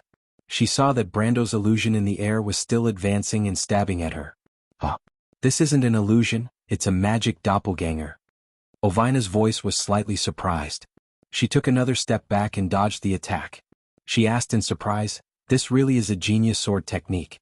Did you come up with it?" Brando didn't answer. The 9 luminary sword technique instantly created 4 or 5 doppelgangers. Each doppelganger attacked once. It was as if Brando's sword technique had created multiple shadows around the lightning girl. "TSK, you think you can win like this?" The lightning girl sneered coldly. She blocked all the attacks with clanking sounds and didn't use her right hand from beginning to end. Then she held the spear horizontally and swung it like she was dancing in a circle. This opening move. Dragon Tooth Slash of Steel Scales. Brando's body reacted faster than his brain. He knelt on the ground and leaned back, allowing the lightning spear's blade to graze his chin. Dragon Tooth Slash was known as the most powerful single-target armor-piercing skill. When Ovina used it, it was even more terrifying. The sound the spear made when it sliced through the air was almost like a shriek, so much so that the very air itself seemed to tremble. But Brando knew very well that this skill had a fatal flaw in its attack range. He was very familiar with this skill, so before Ovina even made a move, he had already reacted instinctively. The lightning spear flashed past like a flickering shadow. At the same time, Brando's left hand was on the ground and his right hand was already swinging Haurangaya at the lightning girl with the spear. This move was the simplest and most effective way to deal with a warrior using Dragon Tooth Slash. Of course, it was also the most effective counterattack that the players had come up with after thousands of battles. In the past, every time Brando used it, it was always successful. But Ovina reached out with her right hand and with a creak, she firmly grasped Brando's blade. She used 3 fingers to pinch the pitch-black back of Haurangaya. Brando felt as if the sword in his hand had sunk into steel and couldn't move. The lightning girl smiled. "You have quick reflexes. For someone your age, you have plenty of battle experience." As she finished speaking, she raised her spear and thrust it at Brando. This thrust made Brando's vision go dark. It looked like a normal thrust, but it was clearly the rock resonance spear of the Earth Knight. As expected, as soon as Ovina thrust her spear, the ground beneath the lightning spear trembled and cracked. Rock fragments flew up from the ground and were blown away by the shockwave. Ovina had only attacked 3 times and each time, it was the ultimate skill of a warrior class. But in her hands it was like an ordinary skill. She threw it out one after another as if it didn't cost any money. "This time I've really run into a cheat." That was the only thought that flashed through Brando's mind. He watched as the spear came at his throat, but he couldn't move. The rock resonance spear was the signature skill of the Earth Knight. Its specialty was that it used the power of spatial vibrations to lock onto the enemy's dodging range. In the game it only showed a lack of dexterity, but in Ovina's hands his dexterity was cut to 0. Was this something a human could do? But at that moment there was a sudden loud boom. The ground beneath Brando's feet cracked. His entire body sank, causing the lightning spear to lose its original target. The spear brushed past his scalp. The lightning girl immediately turned her head. She looked in the direction of the great wizard William and asked coldly, "Earthquake?" William put down the sky scepter in his hand and placed the end of the scepter on the ground. He nodded politely at Ovina. "Yes, Mistress Azure Knight." "You want to fight 2 against 1? No problem." Ovina turned around, no longer facing Brando. Instead she snapped her fingers. Fate, the miracle of time. A strange scene immediately appeared in the hall. Rainbow-colored light shone through the darkness like sunlight through a prism, forming pages of colorful gaps. It was a mesmerizing sight. But Brando, who was in the middle of it all, didn't find it beautiful at all. He only felt that his scalp was in trouble. Because the flowing lights were all gaps in time, the flow of time in the hall was completely disrupted. He realized that both his and William's movements had slowed down. Brando was going crazy. Even if the Azure Knight's element was fate, how could she manipulate time and space so naturally? Since when did the talent of fate add this ability? But Ovina seemed to have seen through his confusion. She answered in a low voice, "Those broken pieces of time and experiences are also part of the memory of history. The fate of people describes the world itself. There is nothing that cannot be manipulated by the laws. Your understanding of the elements is still very shallow. Now it's my turn to attack." The lightning girl raised her spear. Endless space seemed to gather at the tip of her spear. In a flash, it formed a singularity that was impossible to see with the naked eye. The singularity had no color. It was pitch black with lightning flashing around its edges. Although Brando had never seen a move like this, he knew that it was no joke. Because this was the first time he had seen Ovina charge up. How did he meet such a freak? Brando didn't know what to say. He turned around and glanced at William. Their only chance of winning was to force Ovina out of the hall. Otherwise, fighting the Azure Knight would be a joke. The Archmage of the Silver Alliance seemed to have realized this as well. He nodded at him. "I'll hold her back," Brando yelled. Of course, to be honest, he had no idea if he could succeed. But at least he had noticed that all of Ovina's previous attacks were harmless. This meant that due to some kind of law, this heroic spirit who was guarding this place couldn't kill the challenger. As long as he didn't die, then anything was fine for Brando. The gathering power had already created a whirlwind in the hall. Brando raised his head and glanced at Ovina in the center of the whirlwind. He raised the Haurengaya and slowly inched towards her.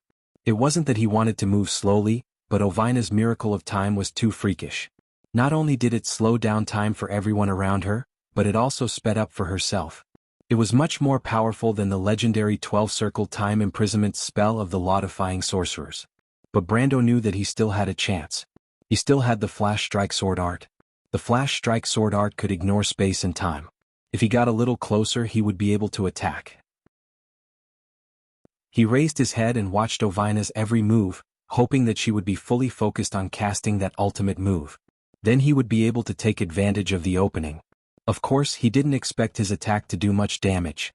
He only needed to disturb her a little. As one of the 12 leaders of the Drala sorcerers, William's spellcasting speed was not to be underestimated, even under the effect of time slowing down. Brando silently estimated the distance. To be continued.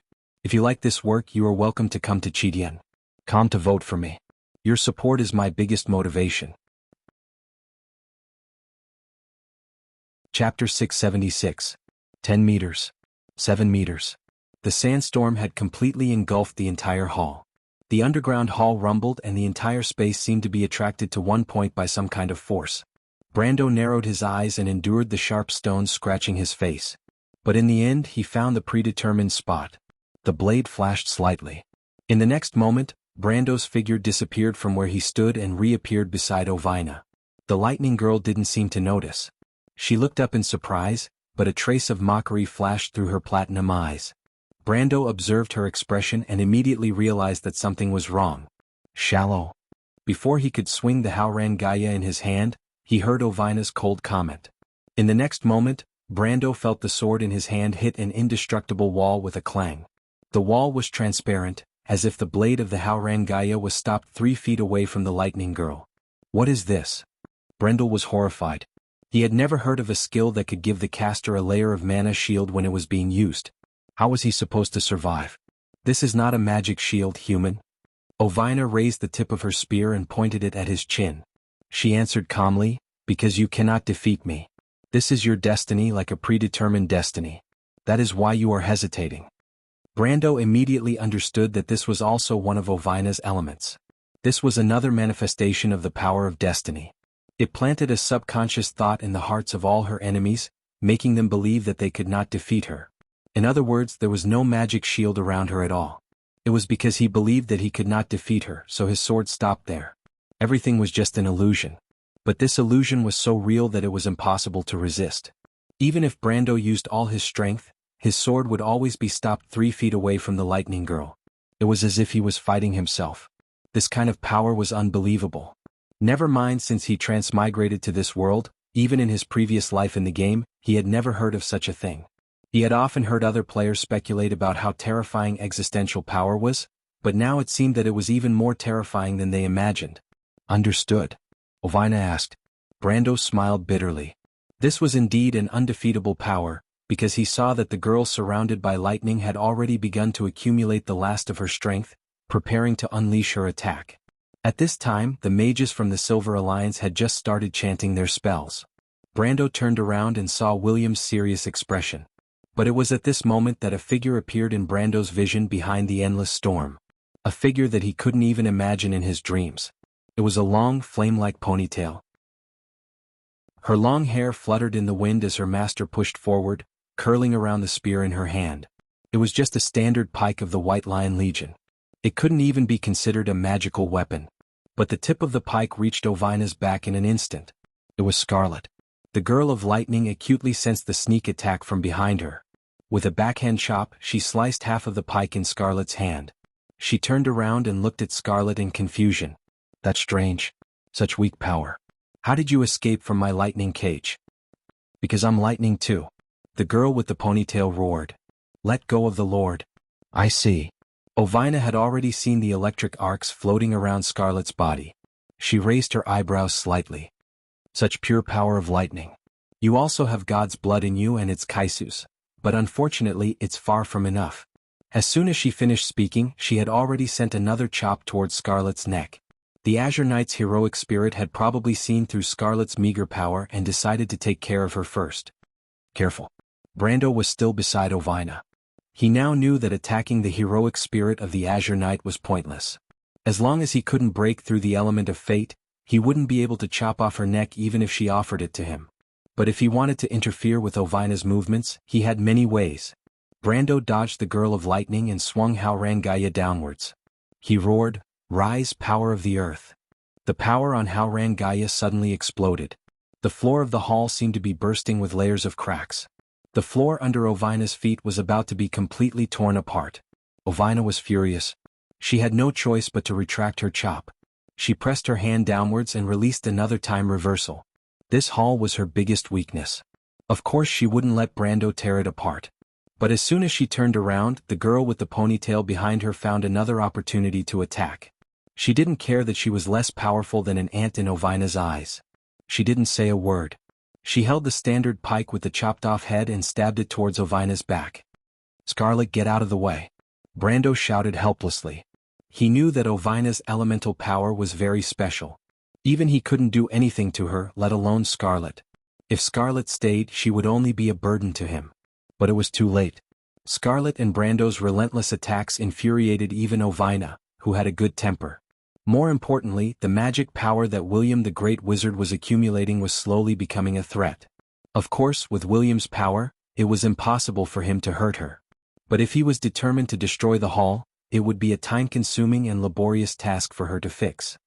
A waste of energy and time. The girl of lightning finally commented coldly. At the same time, she turned her pike and stabbed it towards Brando.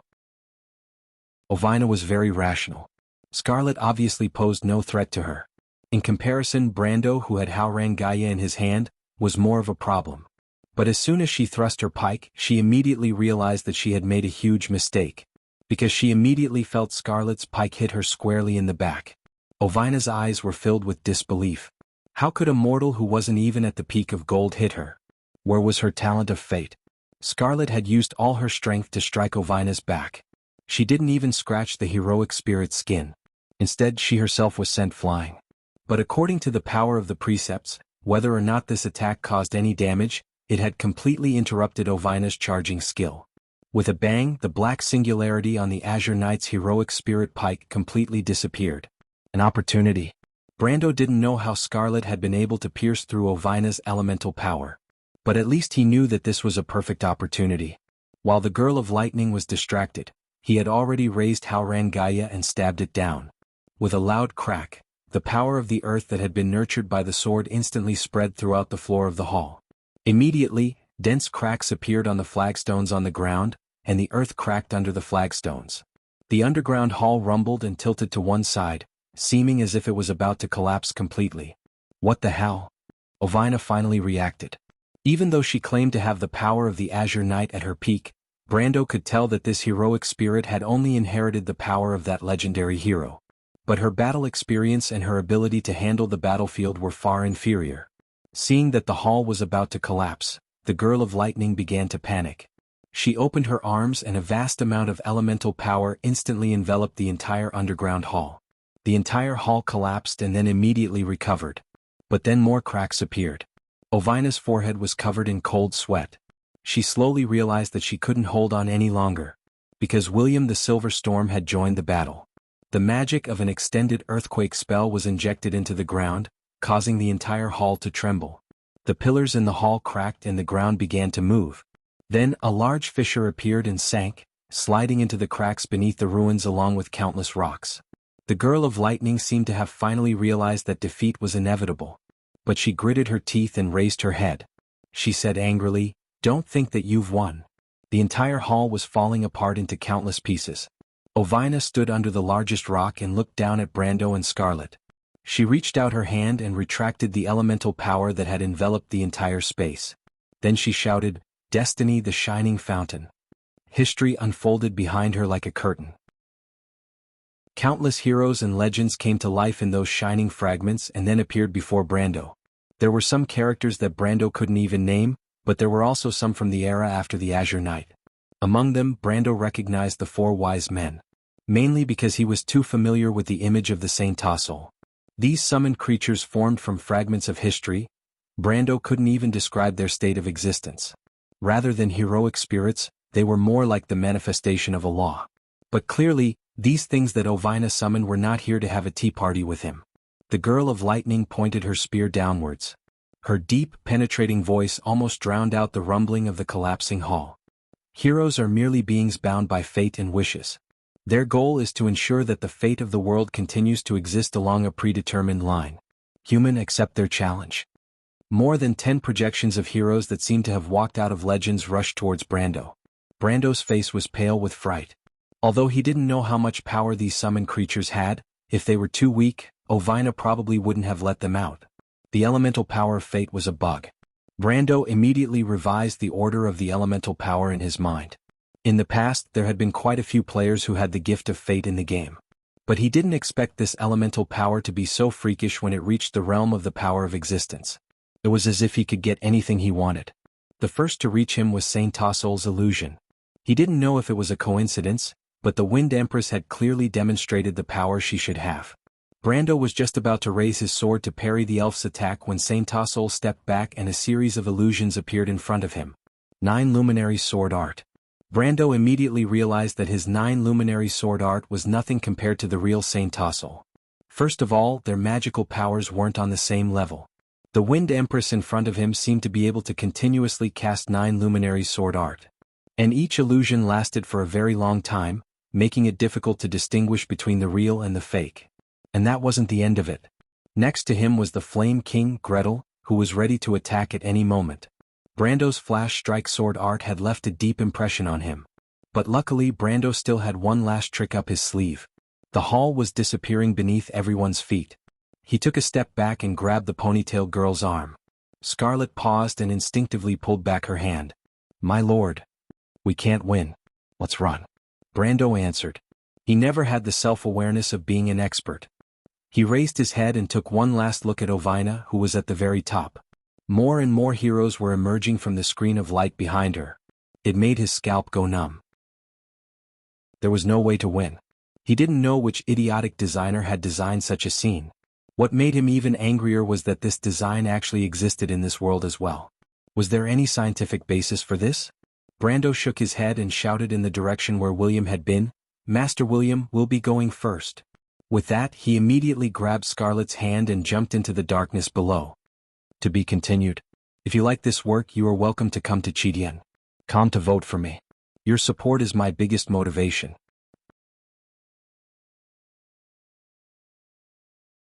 Brando looked at her carefully, shrinking back, and couldn't help but feel sorry for her. "Actually, it's okay. Are you scared?" Scarlet frowned and shook her head slightly. Brando was silent for a moment. To be honest, he could not tell what this girl was thinking. Since the Battle of Ampere Seal, Makarov had come to see her a few times, but she had rejected him. Scarlet was usually quiet and only occasionally accompanied the Roman. But according to the other members of the Grey Wolves mercenaries, she was not like this in the past. He thought for a moment and felt that he was not suited to guess a girl's thoughts. After all, he was a complete loser when it came to that in his last life. He shook his head and decided to change the topic. Scarlet, how did you break through Ovina's element? The mountain girl paused and looked up at him curiously. You don't know? Brando was stunned. Of course, he could see that Scarlet's expression was genuine. Scarlet shook her head in confusion. That's strange. Brando was even more confused than Scarlet. He knew the power of Ovina's element of fate. Ovina's element of fate was similar to a speech spirit, but it was much more powerful. If you could not break through your own fate, then you would never be able to defeat her. You might not even be able to attack her. But the problem was, as a gold-level being, it was an impossible task to break free from the element of a legendary hero who had mastered the power of existence. Even the Silver Storm Master William would not be able to do it, much less him or Scarlet.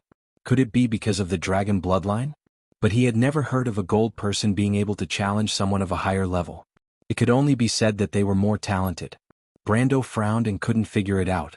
But at that moment he suddenly felt something. He looked up and realized that the sound of the falling rocks had quieted down. This was undoubtedly the best news for him at the moment. He hurriedly threw away the messy thoughts in his mind. He stretched out his hand and easily lifted the rock that was pressing down on him. With another push, the gravel rolled down into the darkness along with the sand and sand. Brando climbed out of the rubble in no time and then rescued Scarlet from the rubble. The two of them finally reached a flat rock. They looked around and realized that the collapsed hall had formed a giant hole. They were in the middle of this hole. Above their heads, any signs of human activity had long disappeared. Brando looked around. In theory, when the hall collapsed, besides him and Scarlet, William and Ovina should have been caught in the mud and sand. The others were bound to the wall by the lightning cage and shouldn't have been in too much danger. But Brendel strained his eyes to find William and Ovina's silhouettes in the darkness, but he couldn't find any of them. That's strange. He paused slightly. According to Ovina and William's powers, they should have been able to escape earlier than he was. The collapse from before looked dangerous, but for beings of their level, it shouldn't have been much trouble at all. My lord, look over there. Scarlet stood beside Brando without saying a word after being dragged out of the rubble.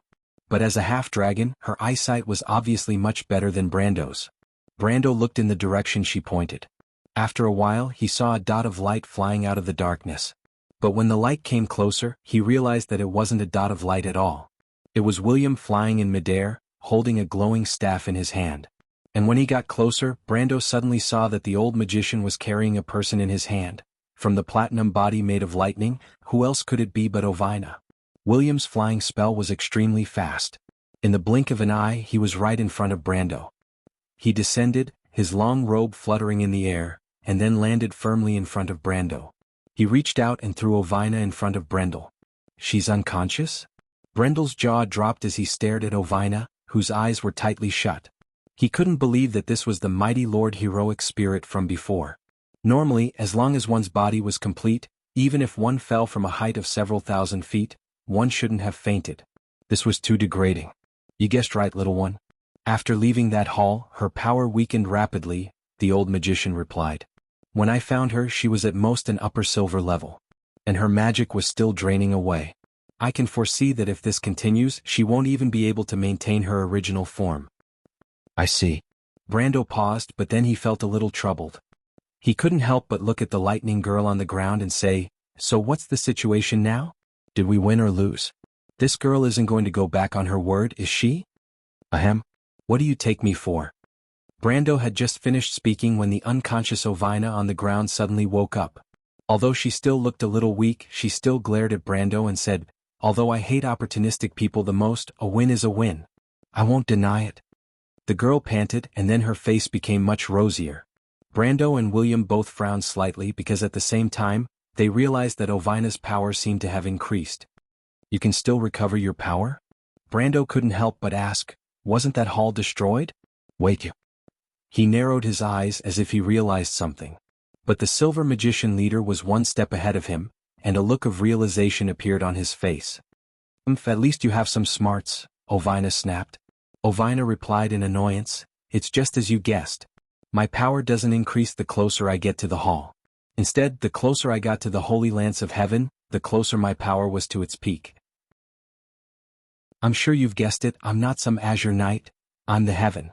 Ha. Brando felt as if he had been punched in the face. So you're saying that everything that happened before was a self-directed act? Not entirely. As a divine artifact, of course I have the right to choose my owner. Ovina lifted her chin and answered proudly. Alright, that has nothing to do with us anyway. Brando shrugged. It wasn't the first time he had seen a magical equipment with a soul. The ring of the Wind Empress on his hand had a heroic spirit sealed in it during the War of the Holy Saints, not to mention that many famous magical equipment in the Amber Sword had similar mechanisms. However, it was the first time he had seen a heroic spirit sealed in a ring that was so powerful. But the more it was like this, the more it proved the value of the heaven. He thought for a moment and continued, no matter what, you admit that we won before, right? So now you can choose who your owner will be, right? Yes, Ovina answered through gritted teeth. But before that, I have a question. I want to know how she was able to pierce through my elemental power. The girl in lightning form looked at Scarlet on the side, her face once again filled with disbelief. Like Brando, she couldn't figure out how a gold rank could ignore the influence of her elemental power of fate. Brando glanced at Scarlet and thought for a moment. Maybe it's because of her dragon bloodline? Impossible. Ovina denied without hesitation. She's just a gold person. Since when did their bloodline have such power? Unless some genetic mutation happened in the past 10,000 years, but the chances of that are too small. Genetic mutation. Brando chewed on this word by word. Did the Amber Sword have such a setting? But the girl in lightning form only snorted coldly and didn't answer him. The darkness seemed to fall silent again until the Archmage William thought for a moment and said, maybe I know why? Everyone turned to look at him. In our history, there are some things that can allow people to change their fate and break free from the shackles of fate. The Archmage answered slowly. Brando, you know that little girl Alas, right? Ah. Brendel suddenly exclaimed with a look of sudden realization. So that's how it is, I got it. P.S. The mighty baboon is at it again. Please don't mind the wrong title of the second chapter. Anyone who cares about details is an idiot. Keep following me on Weibo. To be continued. If you like this work, you are welcome to come to Chidien. Come to vote for me. Your support is my greatest motivation. Chapter 678. So, what's going on? Ovina asked with a frown, still half kneeling on the ground. She rubbed her arm with one hand and frowned. The girl's energy body looked like it was made of platinum. The white irises in her eyes were like translucent rings. Only when they contracted slightly could one guess what she was thinking. She was obviously very angry right now. The reason is actually very simple. Brando grinned. His voice echoed in the darkness with a hint of playfulness. He suddenly raised his hand and placed it behind Scarlet, pushing the girl who had been standing in the shadows with her head lowered in front of him. Lady Ovina, you must have heard of the legend of the fairy's golden apple, right? Scarlet seemed a little nervous. She turned to look at her lord in surprise. But Brando shook his head at her, indicating that she need not be nervous. He did this in hopes that Scarlet would leave a deeper impression on Ovina, because Ovina would definitely choose the successor of the Holy Lance of Heaven from the three of them. He himself was more accomplished in swordsmanship, and William's identity and profession were not suitable to be the successor of the Azure Lance. Therefore he hoped that Ovina would choose Scarlet as the successor of the Azure Lance. Most importantly, he hoped to give Scarlet courage and confidence, so that this Highlander girl would understand that no one's existence in this world had to rely on others. He hoped that Scarlet would have her own thoughts and destiny, to pursue her own dreams.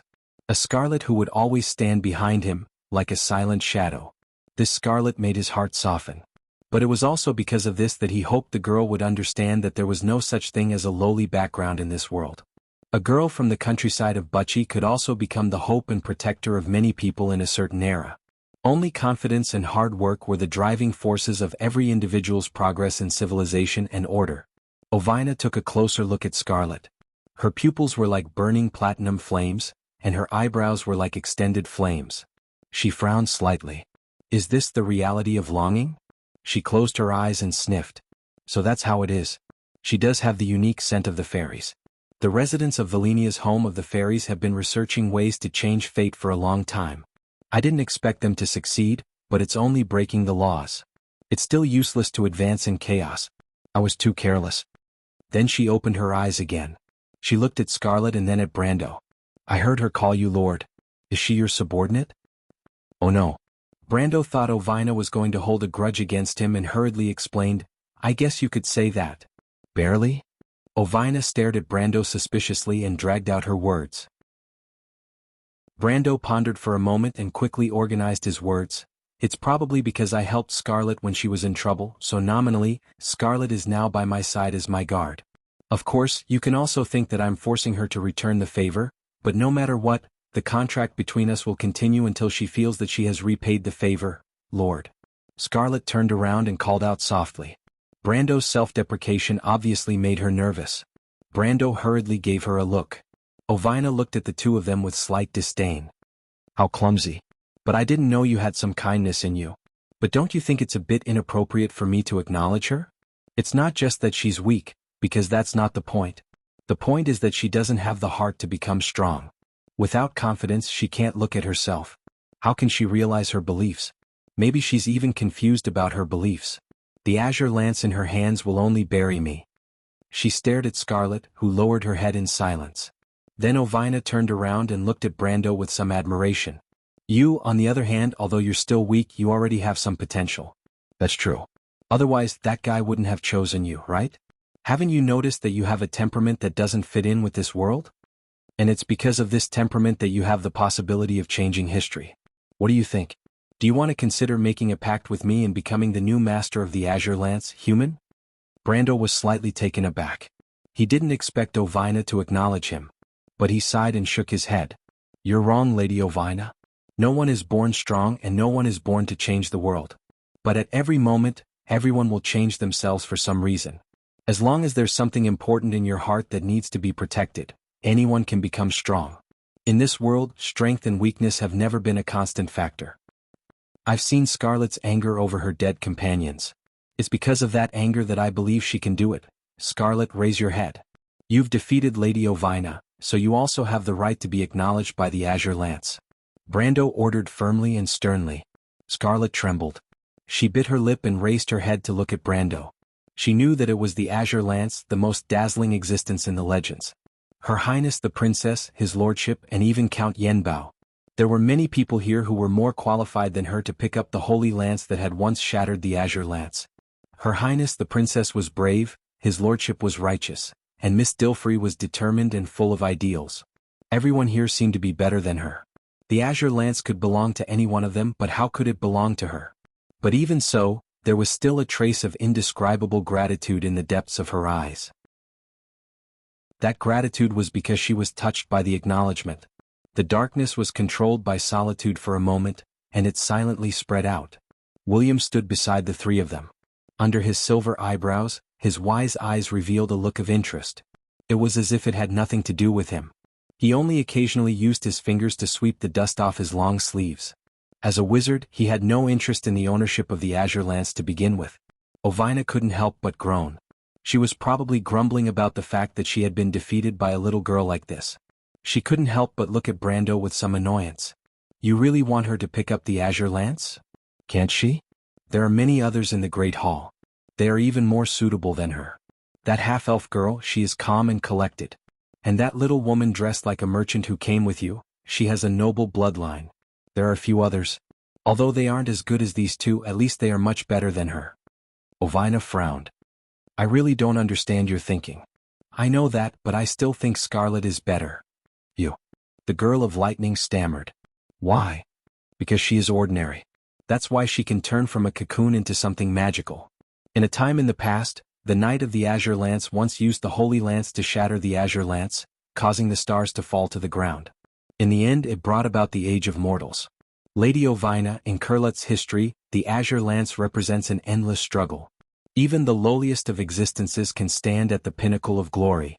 Because of this, the Age of Mortals is filled with color. Brando answered slowly. Ovina was speechless for a moment. She glared at Brando. The sound of clapping finally rang out. William clapped his hands lightly and answered, Well said. The age of silver and gold has long passed. Mortals have to control their own destinies. Lady Ovina, honestly speaking, none of us here have the right to inherit the Azure Lance. But in comparison, sometimes a coincidence might be Martha's will? All right, I understand.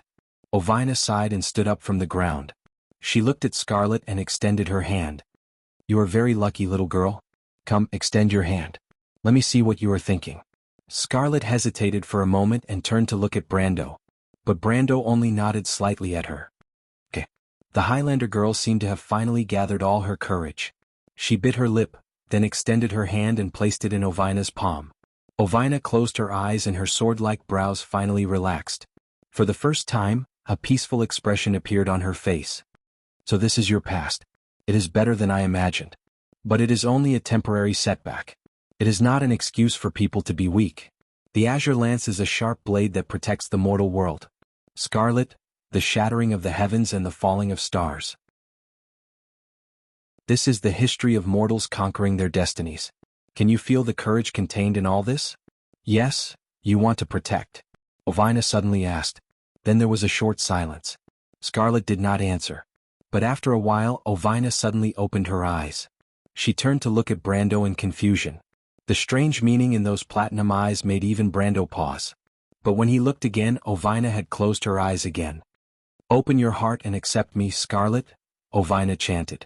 From this day onwards until the final day comes, Scarlet repeated. The contract is established. A pillar of white light and a green halo spread out from the darkness. Like an invisible wind, it lifted the Highlander girl's long hair. Scarlet suddenly screamed, because she saw Ovina turn into the purest white light in front of her and merge into her chest. Everyone saw this scene. Out of all of them, only Makarov, who was bound to the wall by lightning, had the most complicated expression. He probably could not understand why Brendel would give up the opportunity to sign a contract with the Azure Lance, and give this unprecedented divine weapon to his adopted daughter who was not particularly outstanding. The princess frowned slightly but quickly understood. Dilfrey was curious. Among everyone, the only one she liked was the merchant girl, who was bound tightly by lightning. It wasn't that Ovina was giving her special treatment. It was just that the merchant girl was too dishonest. Plus, the Witch Queen's inheritance in her bag was not to be underestimated. But even so, Roman said happily to the white mist on his shoulder, I knew Scarlet would be the most suitable. Last night I even made a bet with Brando. Because among us, only Scarlet uses a gun, right? That me is so stubborn, unlike me who guessed the result right away. Scarlet and that gun are so compatible, so beautiful. When I have time, I must borrow it from her and play with it. White Mist yawned. She was too lazy to answer her, and too lazy to remind the merchant girl that Medisha also used a gun. Even though Medisha was a heroic spirit, Roman probably didn't think that far ahead. On the other side, in the darkness, after the seemingly endless light dissipated, Ovina had turned into thousands of lightning bolts. The platinum lightning gathered into a bundle in Scarlet's hand. When the light faded, all that was left was a shining spear. Upon closer inspection, it was the Holy Lance of Heaven. Scarlet stared blankly at the pale green holy spear that was like jade. She couldn't react in time. Lady Ovina? The holy lance in her hand buzzed. This is her. Brando walked forward and stared closely at the legendary holy lance. Ovina is the will of the holy lance. But your power is still too weak, so I'm afraid you won't be able to sense her presence for the time being. As he spoke, he lifted his head. Without Ovina's power restraining them, the lightning cages in the hall dissipated. The remaining magic brought everyone down slowly, landing not far from Brando and the others. The merchant girl, who was the first to land, immediately shouted in surprise, Brando! Then she hurried over. My lord. Brando. Mr. Brando. After that, Medisha, the Shire, Freya and Princess Griffin all gathered around the three of them. Of course, without exception, everyone's eyes fell on the holy lance of heaven in Scarlet's hand. This was the weapon that pierced through the heavens in the ancient legends. The Roman couldn't help but blink and asked curiously, Brando, is this lance really as powerful as the legends say? Is this lance really as powerful as the legends say? This was undoubtedly the question in everyone's mind, including Brando. He thought for a moment, then walked forward and placed his hand on the blade of the holy lance of heaven in Scarlet's hand. Scarlet paused and looked up at him in confusion. My lord? Brando didn't answer immediately. He had already seen a pale green screen of light extend from the tip of the lance. Holy Lance, Divine Weapon, Attack. 112-147 plus 45 Strength, plus 45 Dexterity, plus 45 vitality, plus 45 bloodline, plus 45 senses additional skills. Fate, a legend that has accumulated over time on the spear. It is like an eternal fate that curses its enemies. Any target hit by the Holy Lance will continuously bleed from the wound due to the curse, dealing 11 points of damage per second. This damage can be stacked repeatedly. Holy Lance. Pure wind elements surround the blade of the lance. The wielder can summon the power of lightning. Every time the wielder attacks, they can copy the power of lightning to deal the same amount of damage to enemies in any direction. The amount of lightning depends on the magic of the wielder. Divine Weapon Domain, Undefeatable Fate, an invisible force protects the Holy Lance. Any attack that is lower in power than the wielder will be weakened by 90%. The ability to change fate is immune to this effect. Brando narrowed his eyes slightly when he saw these rows of attributes. To be continued. If you like this work, you are welcome to come to Chidien. Come to vote for me. Your support is my biggest motivation. Chapter 679. The changing of the seasons went on unhurriedly around the port of Ampere Seal. The increasingly dense forest began to cover the green hills, and the excavation work outside the port could not completely cover up the news. Since the Buga craftsman left, the rumors about the Azure Lance still spread. What an eventful time. Wood rubbed his eyebrows and stared at a page of letter on the mahogany table. The paper was snow-white and came from the eastern part of Cruz, adjacent to the forest border of the four-leaf clover. There was still a faint burnt smell in the corner of the letter, which was the unique trace of the magic imprint left by the flame magic. Before this imprint was erased, it should have been 4 pairs of eagles with their wings spread, representing the Holy Cathedral of Fire, or rather, the highest level of confidential documents in the Cruz Empire. He looked up and sat at the mahogany table for a while, staring at the opposite wall under his thick eyebrows. For a moment, his eyes seemed a little illusory. Then the former Archbishop of the Holy Cathedral suddenly ignited a golden flame in his hand. He shook his hand gently, and the charred letter suddenly turned into ashes.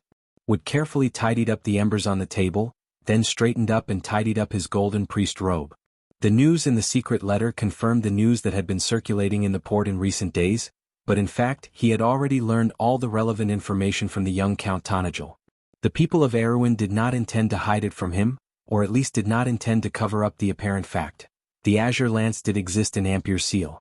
But it was meaningless because the Buga people had already taken it away. Wood's expression was uncertain, and his mind was repeatedly trying to figure out the information contained in this incident. He didn't know if it was the decisiveness of the little princess of Erewhon, or the shrewdness of the young count, but the benefits they had exchanged with the Azure Lance from the Buga people were very obvious. He couldn't help but look back and cast his gaze out of the window. Outside the window was the light red undulating roof of the port of Ampere Seal.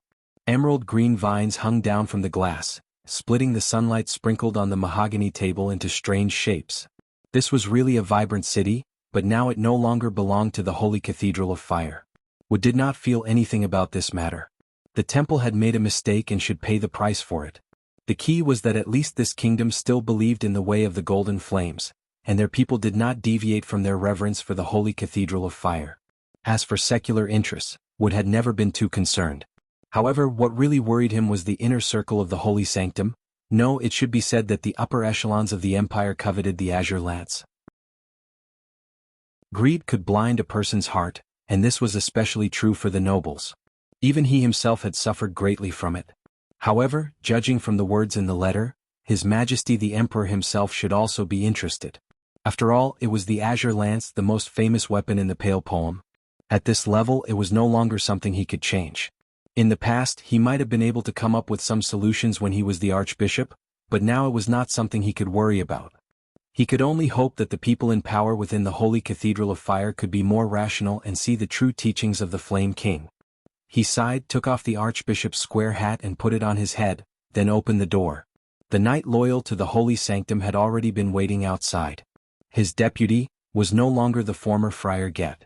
Since he became the liaison between the Holy Cathedral of Fire and the Erewhon royal family, his deputy had been replaced by a more shrewd officer. That person must have come from the core diplomatic agency of the Empire. Wood only had to look at his clothes and habits to know the details at a glance. This person was called Peter, and he was extremely tactful.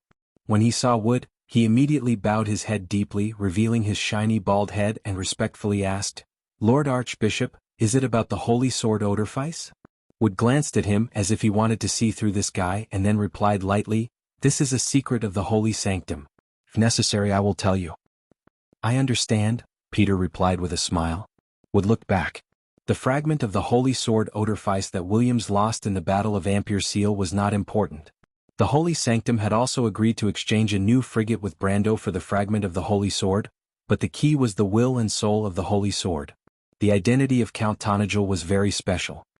He even had the shadow of the silver elves and the dragons behind him, which made the holy sanctum's higher-ups feel very troubled.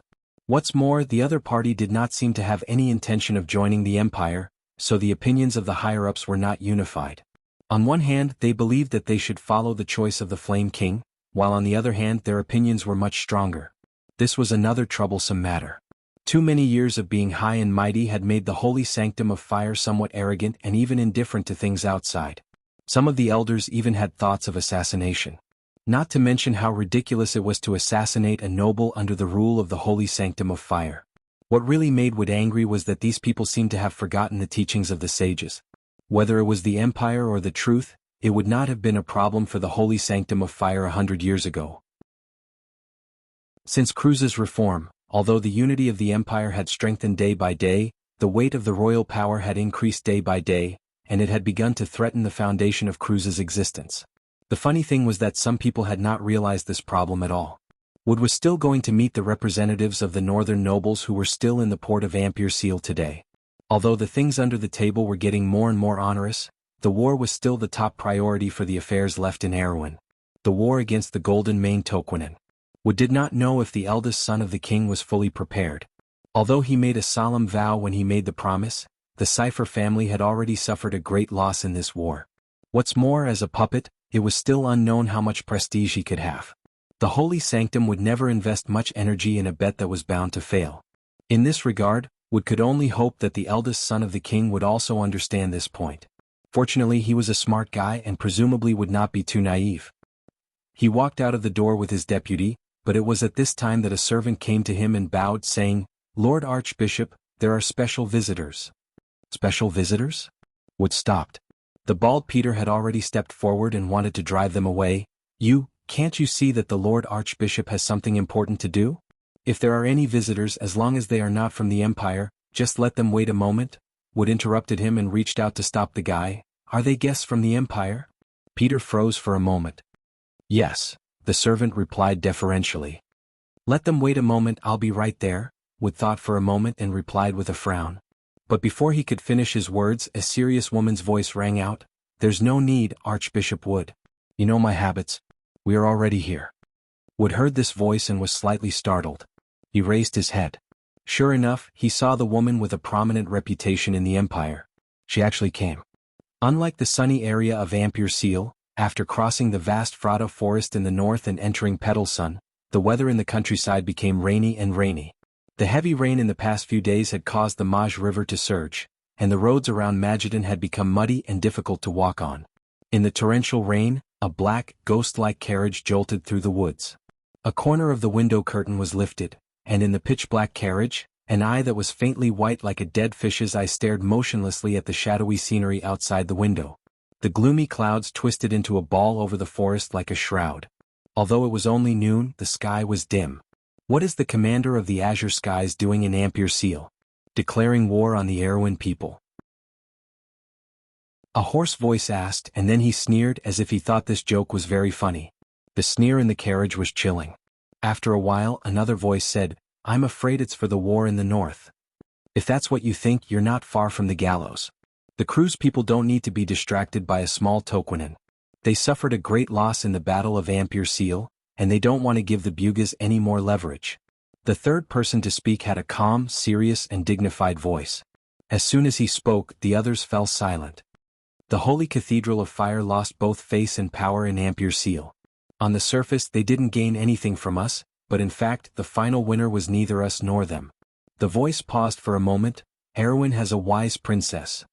"Duke," someone finally dared to speak up, "are you saying that we have attracted the attention of the Holy Cathedral of Fire?" "Very likely. It's impossible that the Cruz people didn't notice anything wrong. Do you really think you can do it flawlessly?" The dignified voice replied. Then what should we do? No one answered. The carriage was silent for a moment, and only the creaking of the carriage could be heard. After a while, the hoarse voice said, "As long as we find a way to delay, so that's why we're here." The dignified voice replied. At this time, the carriage finally stopped in the middle of its journey, and a dark green castle appeared in front of them in the rain. The soldiers on the battlements shouted, but it was difficult for their voices to pass through the rain. At this time, the door of the carriage finally opened, and a swordsman in a cloak jumped down. The swordsman looked up, and the unshaven face under the hood looked like a wreck or a wandering knight from the north, but if Brando was here, he would have recognized his name. The eagle swordsman, Devard. "Hurry up and open the city gates, this is your count's most distinguished guest," he shouted. "Who are you?" The soldiers on the battlements questioned. "We are the allies he wants to see the most. Go tell him if he doesn't want to be hanged by the princess, immediately open the gate and let us in." Devard replied arrogantly. This question and answer was extremely rude, but just as the soldiers were about to flare up, the eagle swordsman threw an item far away on the battlements.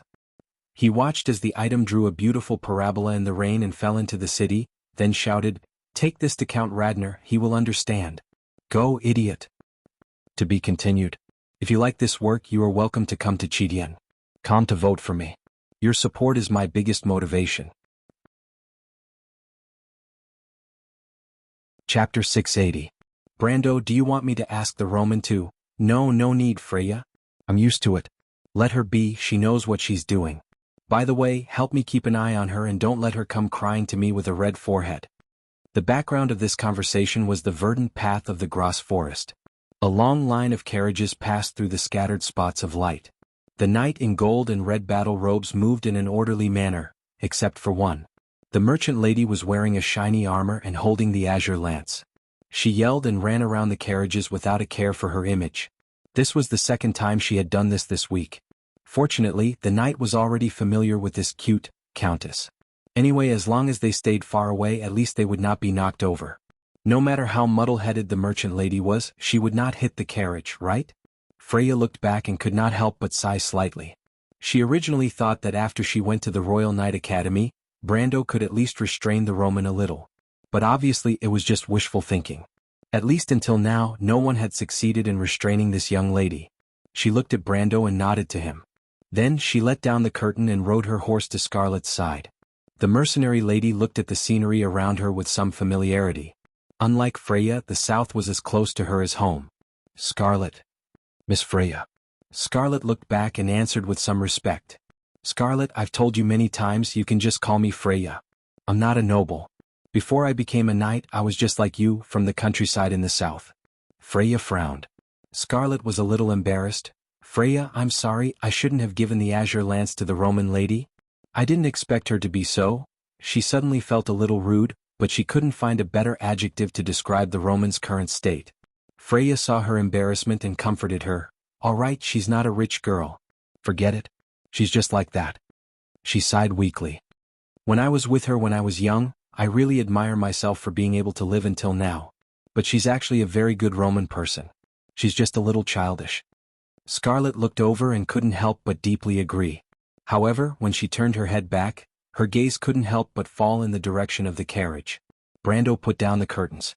After nearly a month of observation, he could basically confirm the state of the Holy Lance of Heaven. The firmament in Scarlet's hand was clearly not the complete form of the legendary Holy Spear that could strike down stars. There were multiple seals on the Holy Spear, and this was one of the possibilities that he had long thought of. What Brando didn't know was that Ovina had purposely placed these seals so that Scarlet could successfully control the firmament, or that someone had left these seals on the Holy Spear in the first place. But there was no doubt that even under the heavy seals, the Holy Lance of Heaven lived up to its name as a divine artifact. Its attack power was more than twice that of Haurangaya, and its accompanying skills were even more terrifying. Most importantly, as a divine artifact, the firmament also had a special divine realm. The terrifying invincible fate was so powerful that even Brando had never seen it before. However, Brando did not reveal this secret. For one thing, he really couldn't find a good way to explain the fact that he could directly see the attributes of the equipment. In Wand, this was the job of high-level astrologers and alchemists, and they also had to go through many experiments before they could finally determine the purpose and usage of a magical equipment. On the other hand, for the current Erewhon, the weaker the azure lance, the better, and the lower the profile of its existence, the better. The merchant lady was messing around with the azure lance, and that was actually what he wanted. Anyway, everyone knew her temperament. If she took it out so blatantly, it would make people less suspicious that it was the real thing. Who would use the azure lance as a toy? Perhaps even William wouldn't dare to do so. However, Brando had been feeling a little uneasy recently. He had a faint suspicion that Ovina would kill him directly when she reappeared in the future. He turned his head anxiously and his gaze fell on the siblings opposite him. To be exact, it was the first in line to the throne of the Kingdom of Erewhon and his sister, the half-elf Princess Royal. It had been almost a month since the Holy Lance of Heaven recognized Scarlet as its master. The weather south of Ampere Seal was in fact getting hotter by the day. Since the Battle of Ampere Seal, every overt and covert activity carried out by the Princess forces in the port had gone smoothly. However, the final destination of the Azure Lance was somewhat unexpected. The Bugis suddenly decided not to take the Azure Lance away. According to William's original words, they thought that this legendary holy relic might be more suitable to stay in Erewhon. However, Tanya also mentioned that the Bugis would probably send 1 or 2 wizards to the kingdom to study the power of the Azure Lance. Although he did not understand the Bugis thoughts, these were afterthoughts for Brando. Time was tight, and he was unlikely to have new envoys from Ampere Seal and other wizards arrive.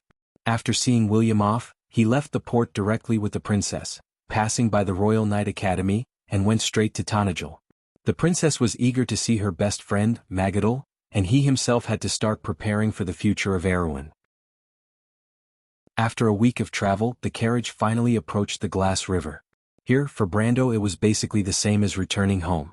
During this half a day, he had met several old members of the Red Bronze Dragon mercenary group, and Sue was finally able to meet her father, the Red Bronze Dragon Redo. It was the first time Brando saw the strong bar owner's daughter cry. The meeting between Carglass and his father was naturally a different scene. Since Brando was officially recognized, Sir Maxon was naturally exempted from the embarrassment of being imprisoned. However, this old-fashioned noble obviously did not necessarily agree with his precious son's approach, and scolded the first commander of the White Lion Legion under Brando. This naturally became the joke of the group of young people from Tanajul. But in any case, being able to return home was still a matter of excitement for everyone. However, no one would forget those heroic souls that would forever stay in Ampere Seal. Brando silently thought about these trivial matters until the princess in front of him softly opened her mouth. The half-elf girl raised her head and looked at the young man opposite her. The mottled sunlight outside the curtains fell on her face, and that beautiful face of hers was divided into different shades of shadow. It was as if she was wearing a layer of natural veil, adding a sense of mystery out of nowhere. However, Princess Griffin's expression was very calm. She thought for a moment before quietly asking, "Mr. Brando, the royal spies have news that Count Randner seems to have met with Erek, just as you guessed. In order to fight against us, they will form an alliance. Although Duke Anthony and the Highland Knight have agreed to send troops to fight, I'm still a little worried." "Worried about what?" "I'm worried about Erek, Mr. Brando. My father is very familiar with him. The Erek family has been operating in the Highlands for generations under their rule for the sake of overthrowing the kingdom. And today's Grand Duke Erek is undoubtedly the most cunning of all the heirs of their family." Her Royal Highness replied softly, "Archbishop Wood told me that he has evidence to prove that Erek also colluded with All for One, but in the entire war he only sent the eagle swordsman Devard to show his face at the end.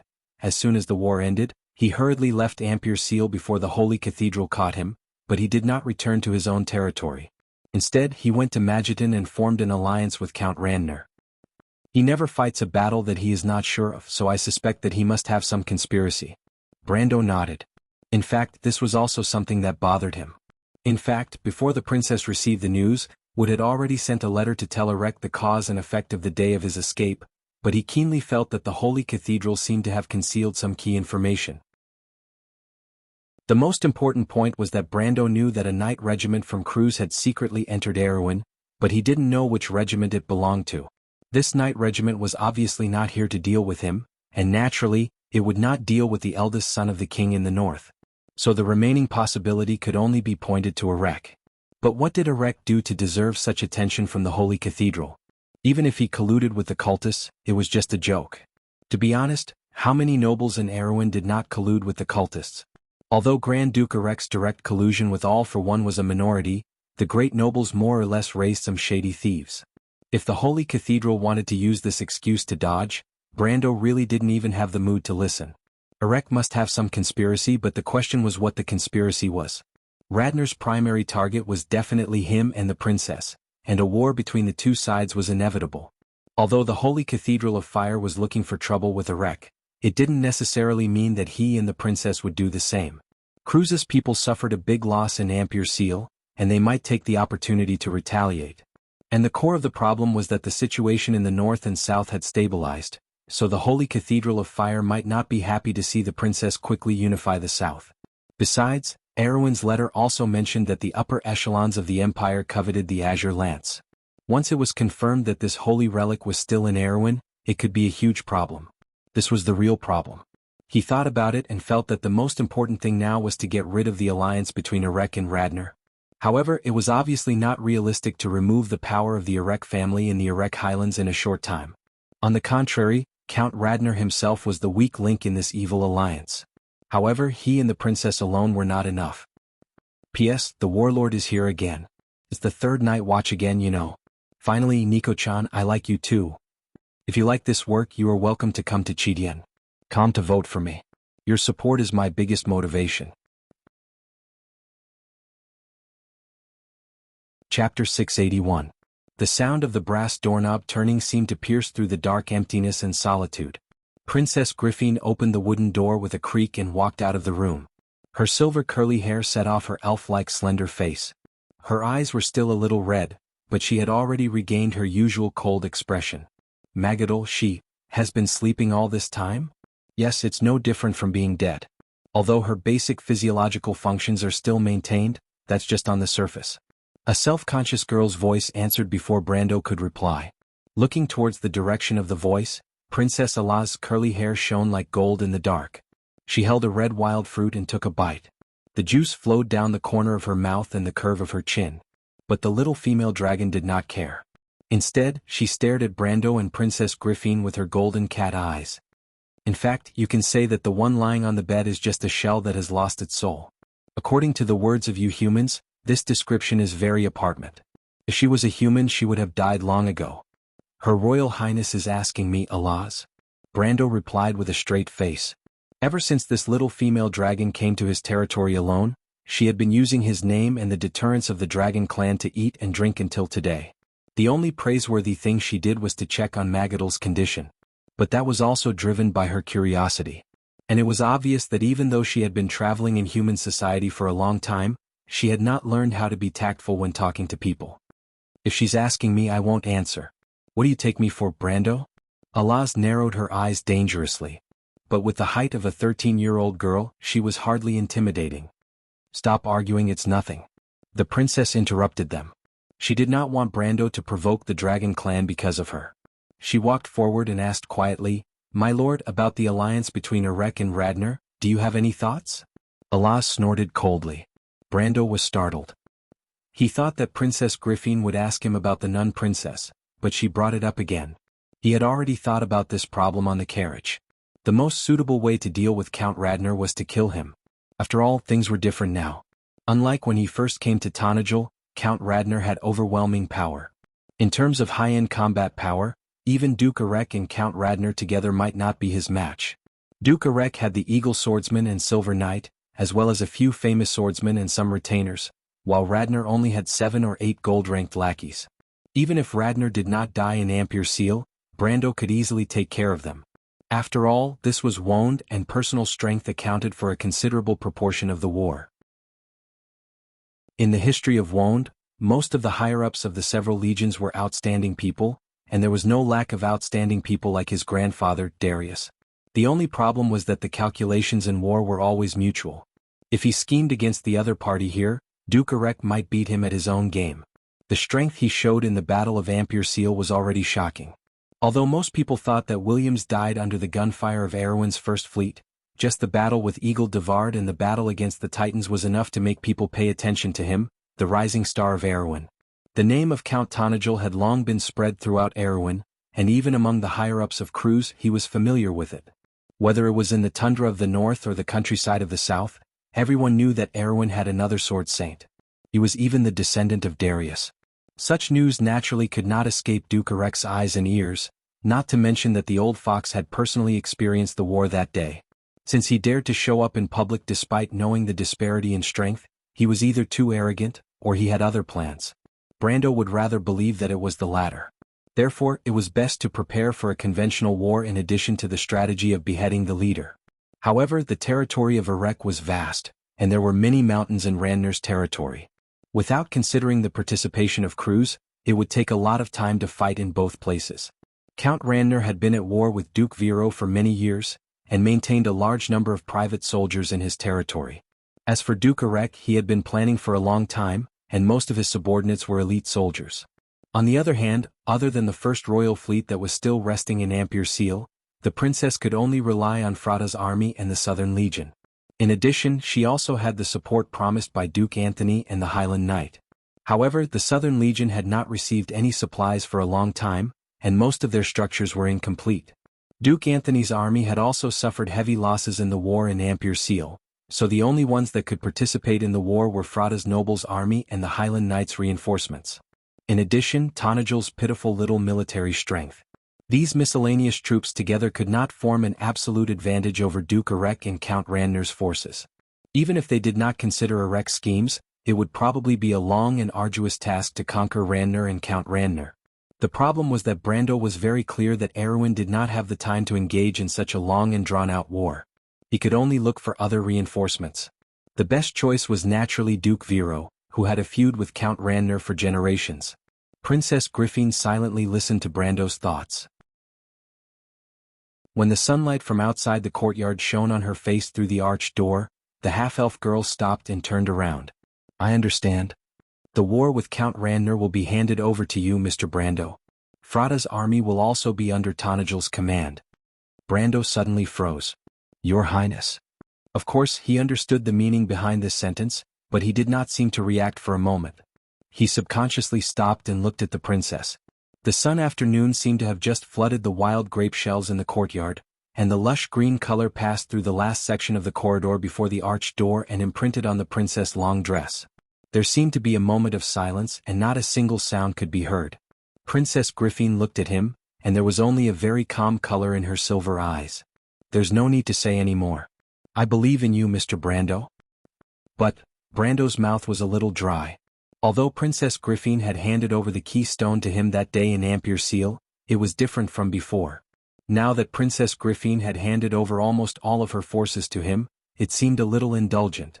This did not seem like the behavior of a clear-headed politician. However, Princess Griffin did not seem to want to give him a chance to speak. She lowered her eyelids, blinked her thick eyelashes slightly and continued quietly. There's one more thing. Brendel heaved a sigh of relief. Fortunately, Alaz, the little female dragon, had already walked away in boredom. Otherwise, she would have laughed at him for making a fool of himself. Magadol, she is my dear friend. I understand she became like this because of me. No matter what, as long as there's a glimmer of hope, I hope you can save her. You're the only one by my side who has such an ability. So, can you promise me that? Brando did not look at the expression on Princess Griffin's face, but he could hear the rare weakness in her voice. He did not say much and only nodded. In fact, even if Princess Griffin did not mention it, he would have thought of a way to save Magadol. After fighting side by side, they were considered companions. This was what Senior Griffin had said. I understand, he replied. Princess Griffin raised her head, looked at him carefully, and then took 2 steps forward. She reached out a hand and pressed on his nobleman's scarf, and smiled with some relief. Thank you, my knight. You have never disappointed me. Then she stepped back, took one last look at him and walked down the stairs.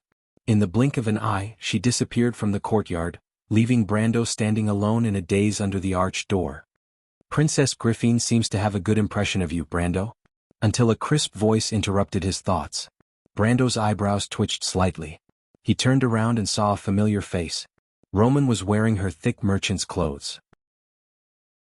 She crossed her arms and stood a little behind him, curiously looking at the direction Griffin disappeared in. He didn't know when this guy had arrived. Brando looked at her face full of question marks, and could not help but ask a little unhappily, So, you don't know how to be jealous at all? A little. Brando stared at her. Is my answer wrong, Brando? Roman looked at him and shrunk her neck. Brando sighed and reached out his hand. Give me your hand. What? This is an order. Oh. Romaine thought for a moment and wiped her hand on her coat, and then put her hand in his palm. Brando felt the slightly cold temperature and could not help but look at the young lady, and his heart softened. Have you been out on the streets? Not yet. Fella did not let me go out. If I knew this would happen, I would not have asked Scarlett to borrow that gun. It's too much. I already returned it to her. Roman was unhappy. I'll accompany you for a walk. Really? Romaine asked in surprise. Of course. Then? Brendel, can you really wake up that Princess Highness? It sounds like a night story, a prince and a princess. When she wakes up, will she marry you, Brando? This is not something you need to worry about. Brando replied unhappily. To be continued. If you like this work, you are welcome to come to Chidian. Come to vote for me. Your support is my biggest motivation.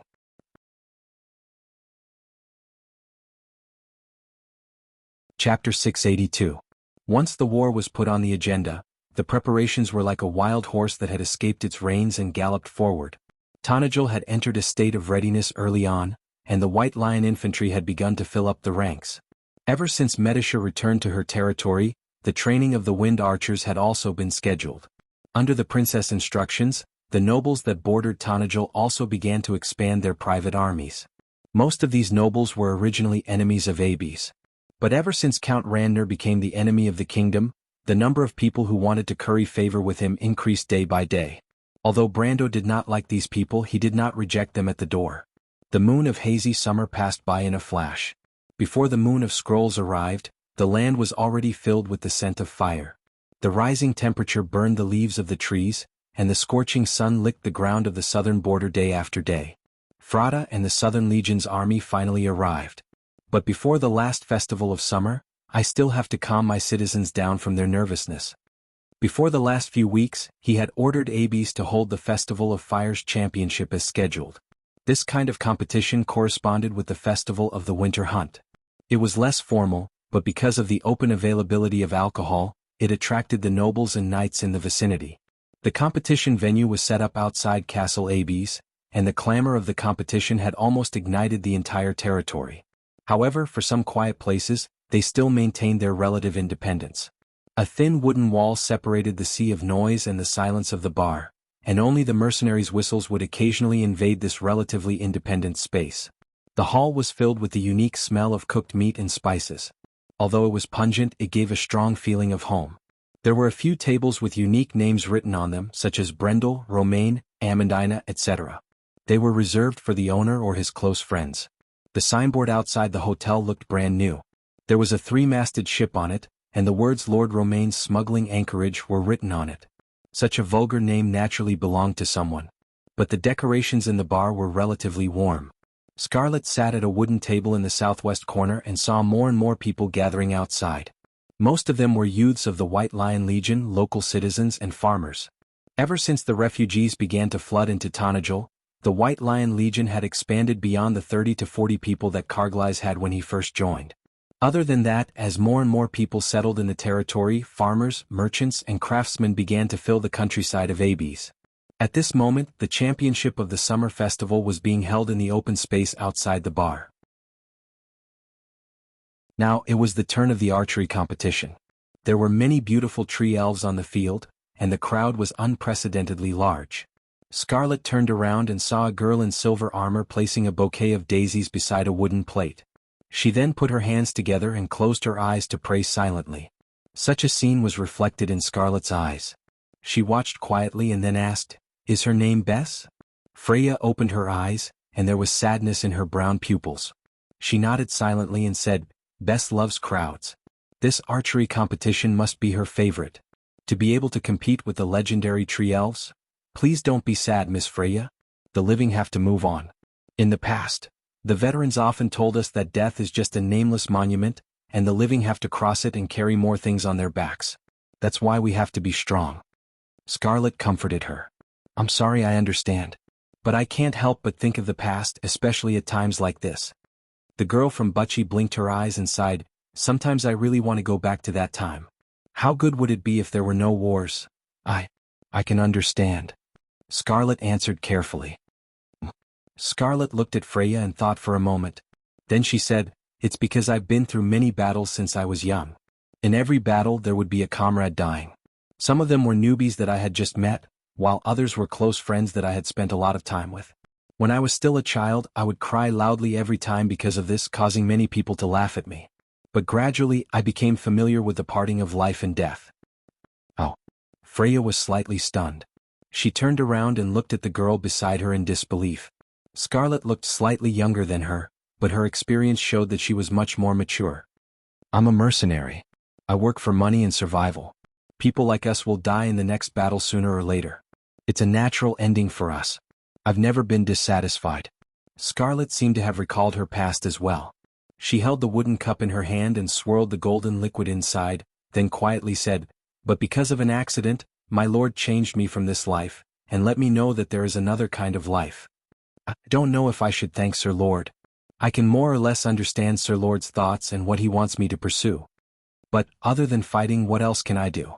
So compared to him, I'd rather be myself and not others. I can die with a clear conscience." "I'm sorry," Freya suddenly said. Scarlet was stunned. "I'm sorry, Scarlet. I never knew about your life. I think I'm too selfish to want to go back to the past. Brando is right. If we don't fight for it, no one can give us the peaceful life we want." Freya replied quietly. "Erwin is far from being able to covet comfort." The mercenary girl looked at her blankly. Some things that Freya had gradually begun to understand were still in a fog in front of her. At this time there was a burst of cheers outside the bar. The door of the bar was slammed open. Roman rushed in with a big basin and shouted, "Medisha took first place again. The ale is sold out. Come and help." "Be careful," Freya quickly reminded him. I know.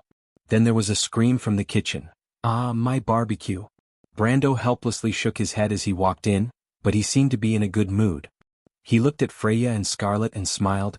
"Two beautiful ladies, don't you want to go out and celebrate with everyone? Our little princess took first place in archery." The future Valkyrie stared at him with wide eyes. "Brando, what are you wearing?" "It's a military uniform. Erwin's cavalry uniform." "How is it? Doesn't it look like it?" Brando raised his hand that was holding the barbecue. There were a few obvious oil stains on the dark blue uniform. It was obvious that someone had wiped his hand on it. "How can you wipe your hand on the uniform? The uniform represents the dignity of the kingdom. It's the greatest glory of a soldier." "Brando, you're too much." Freya was so angry that she forgot about the previous sad incident. "All this, it was just convenient." Brando replied innocently. It was convenient." "Ha, Freya, you go ahead. I'll go out and take a look." Brando saw that the future Valkyrie was about to lose her temper. Obviously, the things she learned in the Royal Knight Academy had made her feel a little too proud. He quickly laughed and prepared to leave. "Stop right there, Brando. At this time, whoever stood still would be an idiot." Brando deeply understood this point. He originally came to show off the cavalry uniform to Freya and Scarlet, but he did not expect that the end result was a little out of his expectations. Fortunately, this small matter could not ruin his good mood at the moment. The cavalry uniform he was wearing came from AB's own cotton and dye workshop. Except for the cotton which was shipped through Ampere Seal, the uniform was almost entirely from Tanajul. This was once a barren land that produced almost nothing other than silver. The reason for the change was the increase in population. Due to the preparations made during the previous war, a large number of refugees were sent to Tanajul. The food reserves from Ampere Seal quickly converted the increased population into usable labor. 2 months ago, under Bosley's leadership, a cotton workshop, a dye workshop, a blacksmith workshop, a copper workshop, a clay and pottery workshop, and even a weapons and armor department were established. After half a year of careful management, Tanajul was no longer a barren land. On the contrary, it was gradually becoming self-sufficient to produce some necessary products. The first was food, weapons, and a small number of luxury goods. After the stormy season, business with the north gradually became more frequent. Sailboats with snow-white sails from Grey Harbor and Ampere Seal anchored at the newly built Deepwater Pier in Port Gris. Merchants with a keen sense of smell also began to discover the potential of this place. Ever since the month of the new moon, the number of merchants living in the port increased day by day. At the same time, there was also a large number of craftsmen. Just a few days ago, Brando met with a group of dwarven enchanters from the Black Mountains. These people were mostly refugees from the war. It was said that the war between the North and the Golden Mane Toquinen had begun to affect normal business. Under the pressure of the Holy Cathedral, the king's eldest son had no choice but to go to war with the Lion Beastmen. This was a good opportunity for the South to develop and strengthen. As far as the eye could see, the carriages carrying goods were passing through the main road near Ferber Castle. The fields at the border of the forest were no longer barren, and there were farmers working everywhere. A year ago or even half a year ago, this would have been a scene that would have been impossible to see in Tonajal. And all of this was brought about by the combined efforts of him and everyone else. He raised his head and looked at the tall riders in the distance, holding high the winner's pennant and galloping around the crowd. The silver flag with the lily embroidered on it fluttered in the wind. 1,000 years ago it fluttered like this, and 1,000 years later, it fluttered above the earth once more. The crowd burst into thunderous cheers. Brendel saw the silver elf princess being lifted up high by the tree elves. She was also looking at the flag from afar, and there seemed to be something shining in her eyes. Medisha! Medisha! The citizens shouted as they raised their wine glasses high in the air. The straw huts from Grodin's era could no longer be seen on both sides of the streets. With the help of the Red Bronze Dragon mercenaries and Odam's workers, they had built a flat street along Castle Abes. There were neat wooden huts on both sides of the street. The adults and children standing by the huts all had satisfied smiles on their faces. When he passed by the street, someone recognized him and a large group of people bowed to him sincerely. Brando also returned the greeting. In truth, he was already used to such a life, and no longer felt uneasy when people bowed to him. The knowledge that came from the modern era was slowly fading away. But in the depths of his soul, the pride of an advanced civilization still supported his every word and action. At least he did not think that this respect and pride was innate. He placed a copper coin in the hands of a little girl beside him. This copper coin represented the blessing from the Lord before midsummer. The little girl was so excited that her face turned red. She held the coin with both hands and ran to the side of a woman. Perhaps it was her mother. The woman took the coin from the little girl's hands and bowed to him. "My lord! My lord!" The shouts quickly changed to a different kind of voice. The people of Abes were expressing their respect for their new lord from the bottom of their hearts. Brando narrowed his eyes. He knew that this feeling of satisfaction was illusory and temporary. Even earlier, the people were still anxiously asking about the upcoming war. In this turbulent era, everyone was trying their best to protect the temporary stability around them. There was nothing wrong with this, but Erwin was far from being safe. Some people were bound to bleed and even give up their lives to protect others. But at least he wanted to protect Erwin. He walked through the crowd and walked to the side of Her Royal Highness. Griffin was silently watching all of this. The female knight was next to her, one hand on her sword. But Brendel could feel that Maynard was looking at him. In fact, the feeling Maynard gave him was far less intense than when he was an Ampere seal, which made every nerve in his body tense up. Under such an atmosphere, how could anyone be nervous? "They like you very much, Mr. Brando. If there is anyone in Erwin who can be called the model of the ancient nobles, then I can definitely find such qualities in you." Princess Griffin's eyes sparkled as she said with slight emotion, "This is the dream of Her Royal Highness. The whole of Erwin, everyone can no longer be trapped by poverty, war and disaster. The tragedy of Butchie will not happen again." Brando replied. Princess Griffin blinked.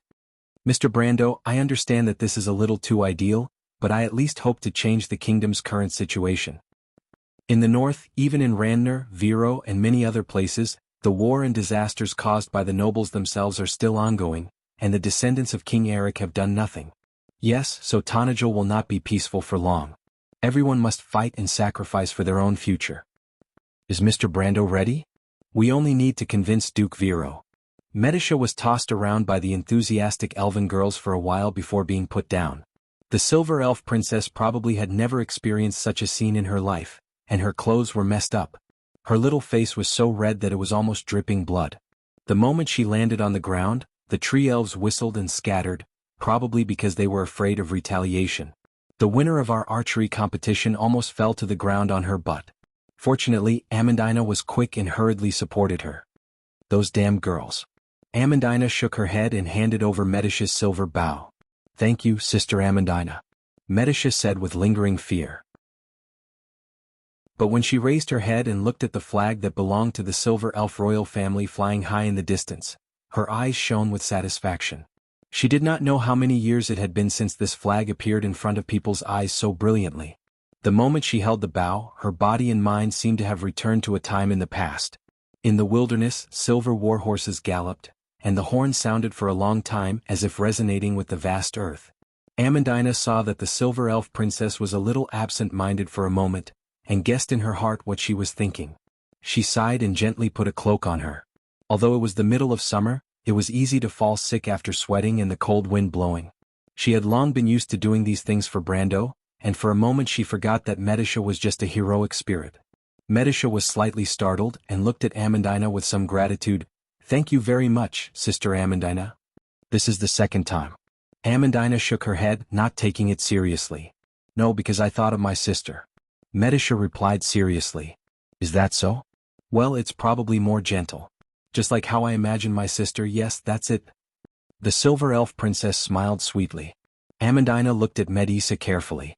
She had heard some of Medissa's stories and knew that her relationship with her sister was not as harmonious as it seemed. She reached out and smoothed the hair in front of the girl's forehead and replied, "Probably between the royal family it's like this." "Royal family?" Medisha thought for a moment and looked at Amandina. "By the way, Sister Amandina, has the Lord still not found the reason?" "Yes." Amandina also thought of this matter and couldn't help but shake her head. "Miss Alaz also checked for me, but I'm not of the Golden Folk bloodline. That time it was probably the blessing of Lady Martha."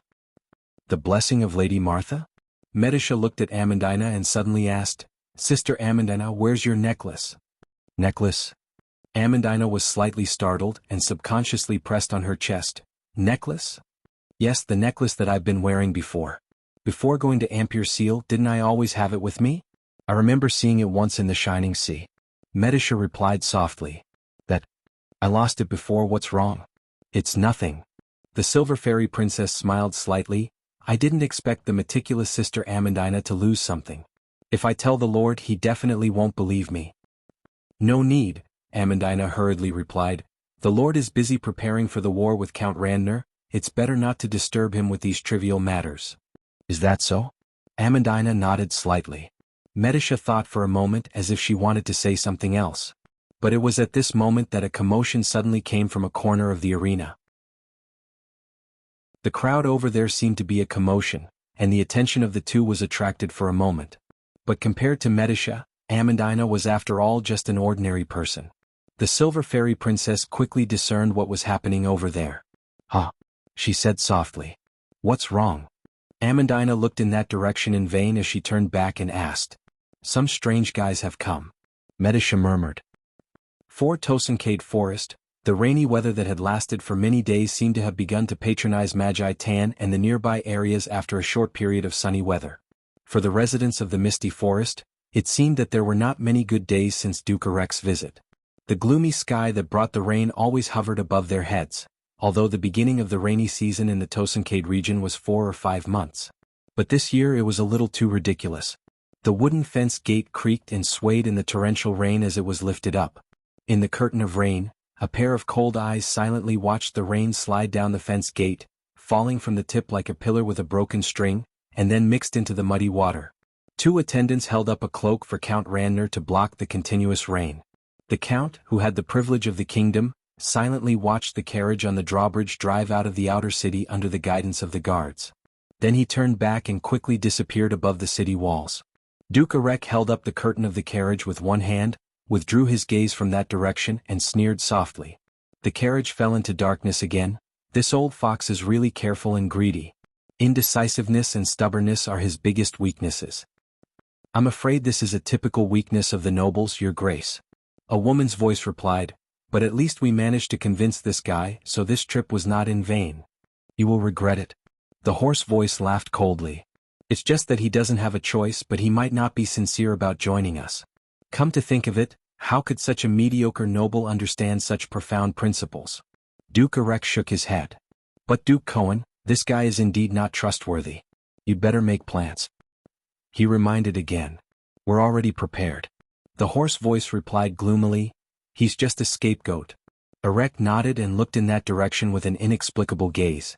The towering walls of Magi Tan had long become a faint shadow in the curtain of rain. Then he put down the curtain, and the carriage returned to darkness again. In a direction that he could not see, Count Randner was accompanied by a knight as he walked down the spiral staircase of the castle. The dim light in the corridor shone on his face. The once arrogant count of the kingdom was now filled with cold doubts. "Father, do you really intend to form an alliance with those things?" A figure was already waiting below. The noble youth looked up and asked impatiently, "Once we agree, we will have no way out." Count Randner looked at his second son. "Do we have a way out now? It seems like you still don't understand your situation." "No, I mean, enough." Count Randner interrupted him impatiently. "I know what you want to say, and of course I will make preparations." Madara. At least Madara sighed. He sighed. "Forget it, you go and contact Cruz's people." "Cruz's people?" "There are always some things that they need to know." The count was silent for a moment and replied faintly. "P.S. the third day. I went out to do something today, so I'm much later." Sob, so be it. If you like this work, you are welcome to come to Chidian. Come to vote for me. Your support is my biggest motivation. Chapter 683. In Medisha's line of sight, a group of strangely dressed knights had already caught her attention. The knights stopped by the side of the road and all stopped to watch on their horses. They had different expressions on their faces, but most of them were a little curious. In the countryside of Tanajul, apart from the White Lion Guards and Brando's subordinates, it was rare to see such a knight in bright armor. However, even the White Lion Guards would not embellish their breastplates with a flame emblem. Moreover, their armor was not made in the style of Aween's locals. On the contrary, the armor on their bodies was dark red in color and was decorated with more fur and keratin elements. This was the typical style of armor of the people of Cruz. The color of the armor was also due to the fact that the local steel produced in Cruz was mixed with more fire elements. Some strange visitors have come. Medisha pondered for a moment and understood the other party's identity. But why would Cruz's envoys appear in Tanajul at this time of year? Lorena put down the iron handguard that blocked the sun and looked at the windmill and large tracts of farmland in the distance. But her gaze swept over the lax defense of Abi's castle, and a slight look of contempt appeared on her face. Castle Abi's had lacked repair since Grodin's time, and Brando only used it as a temporary residence with no intention of repainting it. So the female knight from Cruz could easily see the holes in the dilapidated castle. "I didn't expect there to be such a place in the countryside of Erewhon the further south we go. In comparison, we've been to some places in the north of the kingdom, and the current scene is far less prosperous than here. Isn't it said that there's only a barren wilderness left in the south of Yusong?" She muttered to herself, but her attention was attracted by the championship tournament that was being held nearby. The crowd outside Abi's castle made her turn her head and carefully observe the knight who was on the field. "The records you've seen are from a few years ago. It's not surprising that there might be some changes," a female voice replied. Lorena did not have to turn her head to know whose voice it was. No doubt it was a very distinctive voice, for it was impressionable in every way. The unhurried tone was quiet and elegant and unforgettable. It was as if the owner of the voice had already thought it through before saying such words. If Brando were here, he would definitely recognize the owner of the voice. The lady who was protected in the middle by many Kurlutz knights looked like she was only 18 or 19 years old, but she had a kind of mystery and sexiness that did not match her age. She was the daughter of the Prime Minister of the Kurlutz Empire, Delphine, whom he had met once in the Black Forest. The Prime Minister's daughter quietly observed everything here. Her long black hair hung down like silk, and her eyes seemed to contain a natural mystery, giving people an unfathomable quiet aura. She obviously attracted the most attention on horseback. After all, such beauty was rare even in the most prosperous areas of Erewhon and Cruz, let alone in Tanajul. So much so that the local people couldn't help but take a few more glances at her. Their curiosity stemmed from the fact that there was a woman in the world more beautiful than the Lord's fiancée and Her Royal Highness the Princess. However, Delphine was wearing the robe of a Cruz noble civil official, more like a diplomatic envoy. Her robe was dyed dark purple, rather than the gold or red commonly seen in areas where people believed in the Holy Cathedral of Fire. This outfit further explained her identity. "Miss Delphine, do you know anything?" Lorena turned and asked. Delphine nodded. "As far as I know, the Count only became the lord of this place not long ago, so the changes here are likely to be related to him." She answered calmly, only pausing slightly when she mentioned Brando. Lorena glanced at the Prime Minister's daughter and thought for a moment without saying anything. She knew that the man Delphian liked in the Black Forest had died indirectly because of the lord they were about to meet. She took the initiative to go this time, probably not just to deliver a letter. The female knight changed the subject and pretended to ask, "It's him? I didn't expect the lord to have such outstanding political talent. I heard he's still very young, isn't he?" "Yes, very young. I've met the count once before," Delphian said lightly, "but to say that he's talented in politics is an exaggeration. The count has control of Tanagel's silver mines, and I heard that he has recently excavated a crystal mine. Everything at present is just a temporary illusion built by piling up wealth." "I think so too. This is just a third-rate competition. But it's okay, at least it's quite lively." The young knight sitting behind Lorena yawned and even looked at the scene in front of him disinterestedly. However, he forced himself to perk up. "But it seems like we're quite lucky to have bumped into these country bumpkin celebration. Maybe the local lord will be tactful enough to treat us to a sumptuous banquet. Ever since we left Ampere Seal, the taste in my mouth has almost become a companion of weeds." "What weeds? Those are wild vegetables." Lorena glared at the guy. If it were any other knight in the team, naturally they wouldn't dare to be so presumptuous in front of her, the knight captain. But the man in front of her was His Majesty the Emperor's younger brother, the eldest son of Prince Burano and her fiancée. Originally he wasn't on the list for this operation, but this guy still followed them all the way on the pretext of protecting her. Martha above, God knew she didn't need this guy's protection at all. As an official knight captain of the Azure Skies Legion, she was more than capable of fighting two of this guy. But Lorena sighed in the end. As a political marriage, she didn't have much of a good impression of the other party, but she didn't have much of a bad impression either. Although this guy's nature was a bit nasty compared to some of the nobles in the capital, he was still barely acceptable. The young knight shrugged. "Well, you have the final say." He looked around and said, "But I don't know if there will be a legendary bonfire party tonight. Think about it, maybe there will be a passionate mountain girl who will take a fancy to me. I'm really looking forward to it."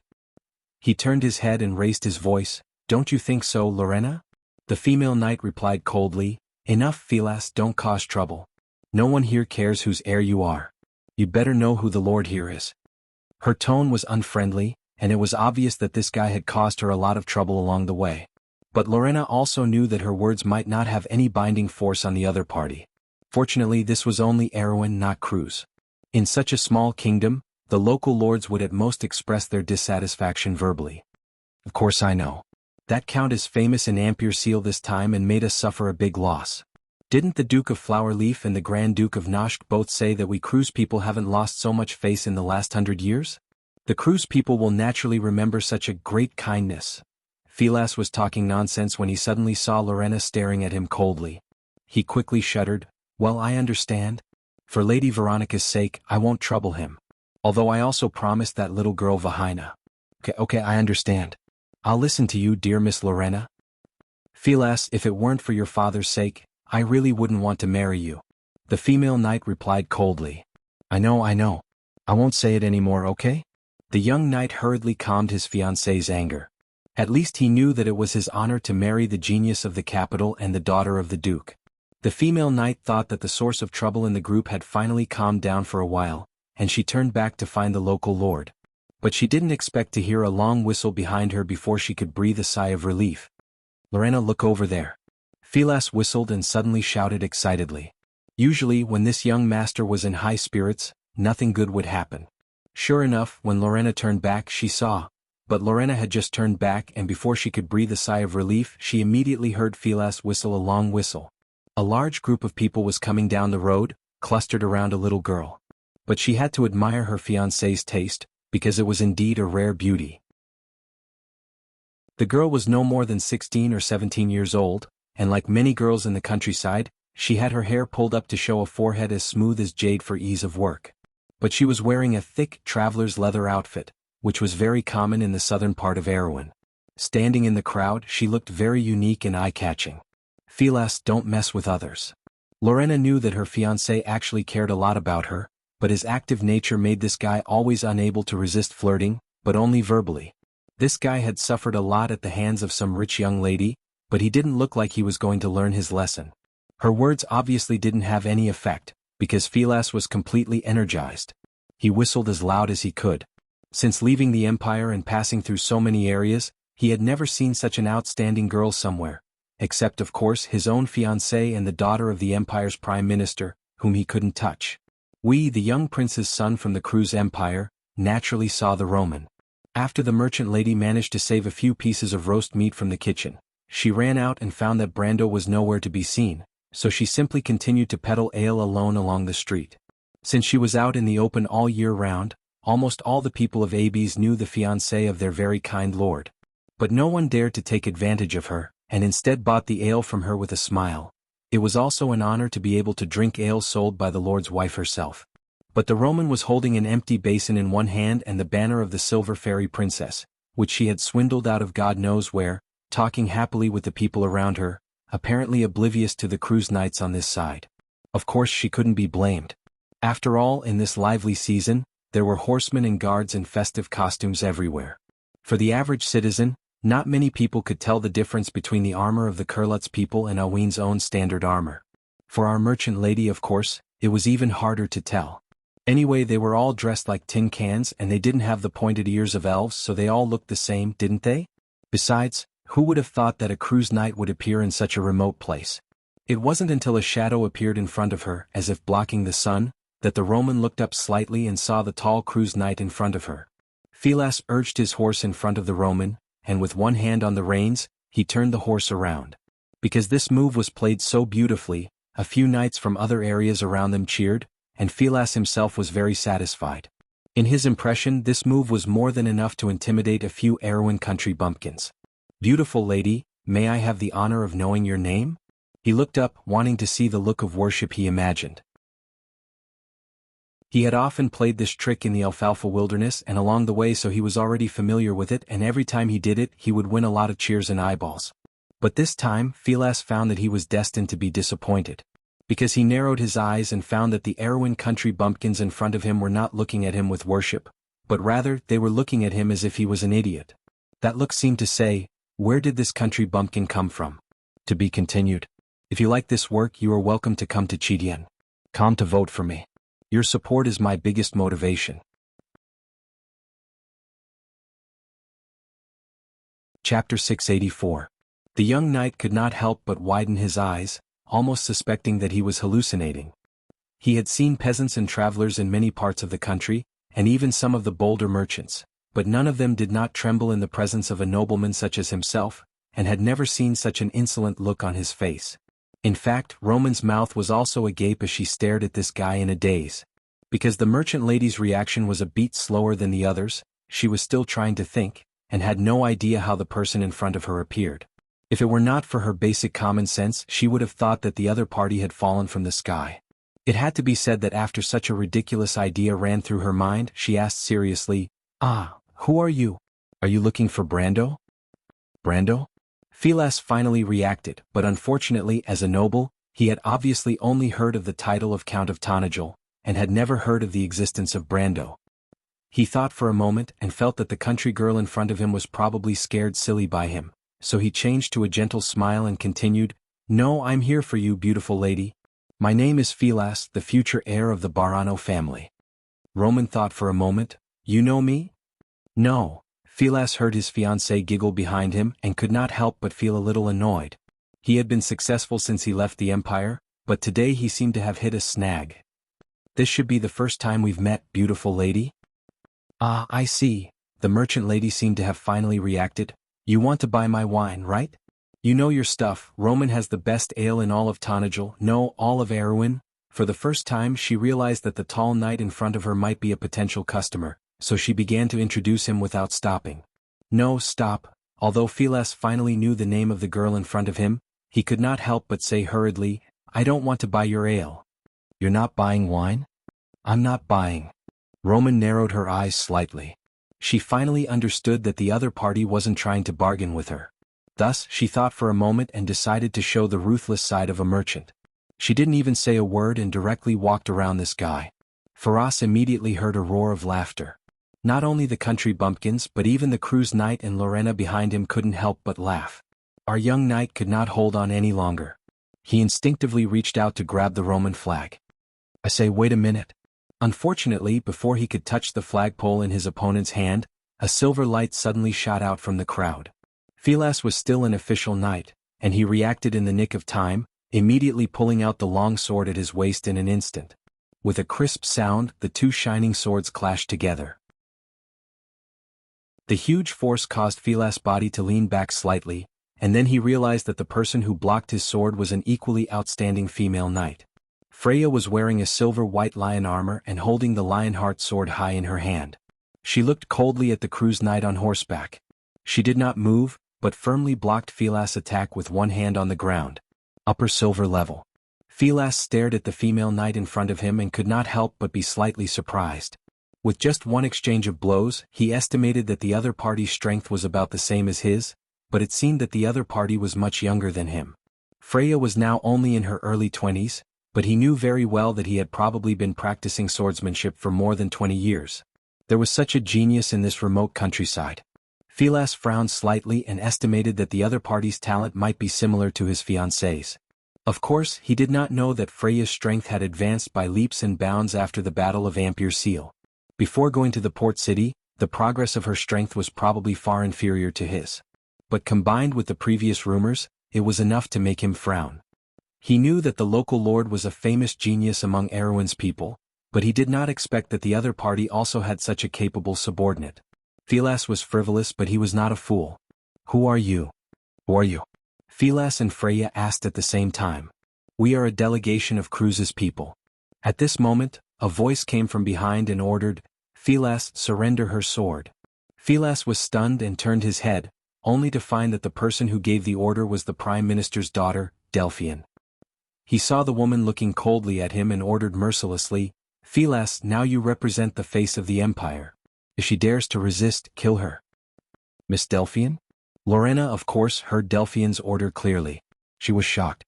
She had thought that Delphian would come to trouble the Lord, but she did not expect the other party to be so decisive and kill as soon as she opened her mouth. Of course, whether to kill or not was not her concern. The point was, if it was Philas who did it, she knew very well that her fiancé would definitely get into big trouble here.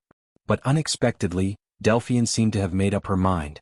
She looked coldly at the female knight and said, "Lorena, you should know that the dignity of the Empire is not to be blasphemed. Showing your sword to an envoy of the Empire for no reason is tantamount to a declaration of war." But she didn't do it on purpose. "We can ask the local lord to apologize for it." Lorena was also panicking. She never dreamed that Delphian would just throw such a big hat at her. "No need. No need." Before the female knight finished speaking, Delphian and Freya replied in unison. Freya separated the Roman with one hand and stared coldly at these people. "If it weren't for you Cruz people, Beth wouldn't have died. But you have never learned from the tragedies of others, and I will never apologize to people like you. Maybe you think you're born to be better than others, but one day you'll understand the price of making the right and wrong choices." Erwin's future Valkyrie scolded angrily. The Valkyrie emblem on her forehead suddenly became dazzling. A pair of wings of light spread out from her back in an instant, and a bright white flame burned from the palm of her right hand, turning the Lionheart sword in her hand into a sword burning with holy flames. Lorena had wanted to dissuade Delphian, but suddenly felt the female knight in front of Philas's aura skyrocketing. In an instant, she broke through the limits between the upper silver and the peak silver, and was even faintly approaching the realm of gold. Another 20-year-old gold rank existence. Her expression changed and she immediately warned, "Philas, be careful." But it was still a little too late. Freya, who was completely enraged by the Prime Minister's daughter, slashed her sword upwards. The terrifying power was so terrifying that Philas could not resist at all, and he was directly swept off the back of his horse. Then the Valkyrie took a step forward, and the wings of light behind her flapped gently. She was already off the ground, and as if flying, she flew straight towards Delphian. "Oh my God, Seraph!" Cruz's knight couldn't help but exclaim. However, their exclamations apparently didn't attract the attention of the onlookers around them. The people probably didn't expect the two sides to fight just like that, and immediately scattered in an uproar. Some people fled in the direction of the arena, while the more rational ones went straight in the direction of the Lord. Damn it, Philas. Lorena saw her fiancé being sent flying and finally couldn't care less. She immediately unsheathed her long sword and faced Freya head-on. As soon as she made her move, the faces of the knight from all over Tanajul, who was rushing over from the arena in the distance, immediately changed. If Freya was only close to the gold rank, then the terrifying aura of the female knight was the true pinnacle of the gold rank. Delphian, who was behind all the crew's knight, couldn't help but sneer when she saw this scene. Philas didn't recognize the Roman and Freya, but it didn't mean that she knew nothing about the Count of Tanagal. Now Freya couldn't help but make a move, but how much chance did the other party have of surviving in front of the #1 genius girl of the city of Rusta? She probably already had the answer in her heart. Even in Kurlutz, only a few people knew about this secret. The seemingly docile female knight in front of him was, in fact, the next successor of the Holy Cathedral of Fire to the Grand Commander of the Holy Knights. The reason was actually very simple. Lorena was the only person in Cruz who could learn the entire set of flash strike sword technique in 400 years. Freya quickly realized this as well. Although she said that she wanted to teach these Cruz people a lesson, it didn't mean that the future Valkyrie of Erwin had completely lost her mind. Her first target was actually Delphian, who was protected by the Cruz Knight, after she sent Philas flying in front of her. Freya, of course, had already seen that it was the inhumanly beautiful woman who was behind the scenes instigating the relationship between the Erwin people and the Cruz people. Although she didn't understand why the other party was doing this, subduing the other party first was undoubtedly the most direct way. But she was right about one thing, but she didn't expect the development after that. As soon as she drew her sword, she only saw the female knight, whom she hadn't paid much attention to before, flash slightly on horseback, and then a sharp sword appeared in front of her. Flash strike sword technique. Because Brando was also good at the same swordsmanship, Freya had of course seen this swordsmanship before, and even experienced it herself. But in her memory, Brando's flash strike sword technique was far less stunning than the one she was seeing now. The sharp blade appeared in front of her forehead without any warning, and it looked as if she had bumped into it herself instead of the other party stabbing at her. Freya was shocked and hurriedly raised her head to try to avoid the sword, but it was still a little too late, and the blade directly drew a line of blood on her forehead. The Valkyrie gritted her teeth, and the stinging pain on her forehead almost made her see black, but fortunately, it wasn't a fatal wound. She desperately flapped her wings of light and turned around in mid-air, but before she could breathe a sigh of relief, scarlet blood gushed out of her arms, shoulders and lower abdomen at the same time. Freya screamed and she couldn't believe how she had been hit. It felt as if Lorena's sword had appeared in countless directions of attack at the same time. So this was the real flash strike sword technique. To be continued. If you like this work, you are welcome to come to Chidian.com to vote for me. Your support is my biggest motivation. Chapter 685. Freya's eyes widened as she fell from mid-air. She watched as the female knight swung her sword at her again, but she was too seriously injured to dodge. She couldn't help but close her eyes, her heart cold. But an exclamation replaced the tragic scene that should have happened, which everyone couldn't bear to watch. In front of everyone's eyes, an azure spear firmly blocked the long sword in Lorena's hand with a clang. The female knight immediately realized that the other party had companions as reinforcements and subconsciously wanted to withdraw her sword and retreat, but the next moment she was surprised to find that she couldn't move. How could this be? Lorena was shocked. Ever since she learned the flash strike sword art, she had never encountered such a thing. She found that she wasn't unable to move because of some magic, but she felt that the space in front of her, which was originally under her control, suddenly became obscure, and the blade that moved freely in it seemed to have fallen into a layer of condensed ice. She raised her head in horror and looked at the girl with the ponytail standing in front of her. Scarlet didn't say a word and stared at her coldly with the azure spear in her hand. Another girl at the peak of gold. Although Lorena had long known of Brando's strength, she never dreamed that a mere Tanagal would hide so many geniuses, as if all the monsters of Erwin were gathered here. And it was at this moment that a cold voice came. The flash strike sword art uses spatial movement to directly cause damage, so under the invincible fate, even the spatial movement effect is left with less than 10% of the effect. It's true that everything has its nemesis. Hearing this voice, Delphian, who was standing behind all the night, suddenly changed her expression. Count Tanagal. The woman seemed to be gnashing her teeth as she said the name. She subconsciously wanted to retreat, but the voice shouted first, the county. As soon as the voice fell, an invisible shackle fell from the sky and fell on every Cruz person present. Then a somewhat cold voice reached the ears of these knights. Don't worry. Spatial laws freeze. Brando's figure had actually emerged from the crowd. He parted the crowd and caught Freya, who was falling from the air. He raised his head and stared coldly at the daughter of the Prime Minister of Cruz.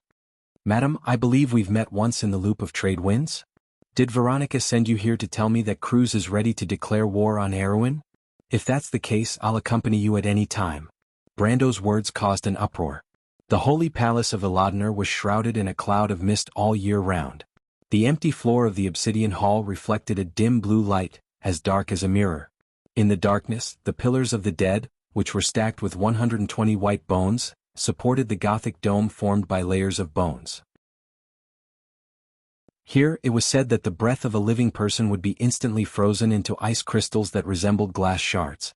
Therefore, the hall was always chilled to the bone, and the hungry wail that passed through the pillars was like the ravings of a lunatic lingering above the vault.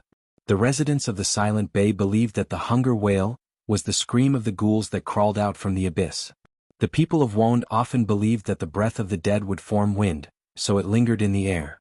But in fact, such a natural landscape had already existed here long before the founding of Madara. Note, the bay between the north of Erewhon and Saint Tassol today, in the faint whistling of the wind, the Black Knight in black robes passed through the pillars, the metal hook-shaped ornaments at the end of their cloaks clanking as they were dragged along. These dark courtiers passed by the huge broodmother of the spirit realm crouching on both sides of the pillars of the dead.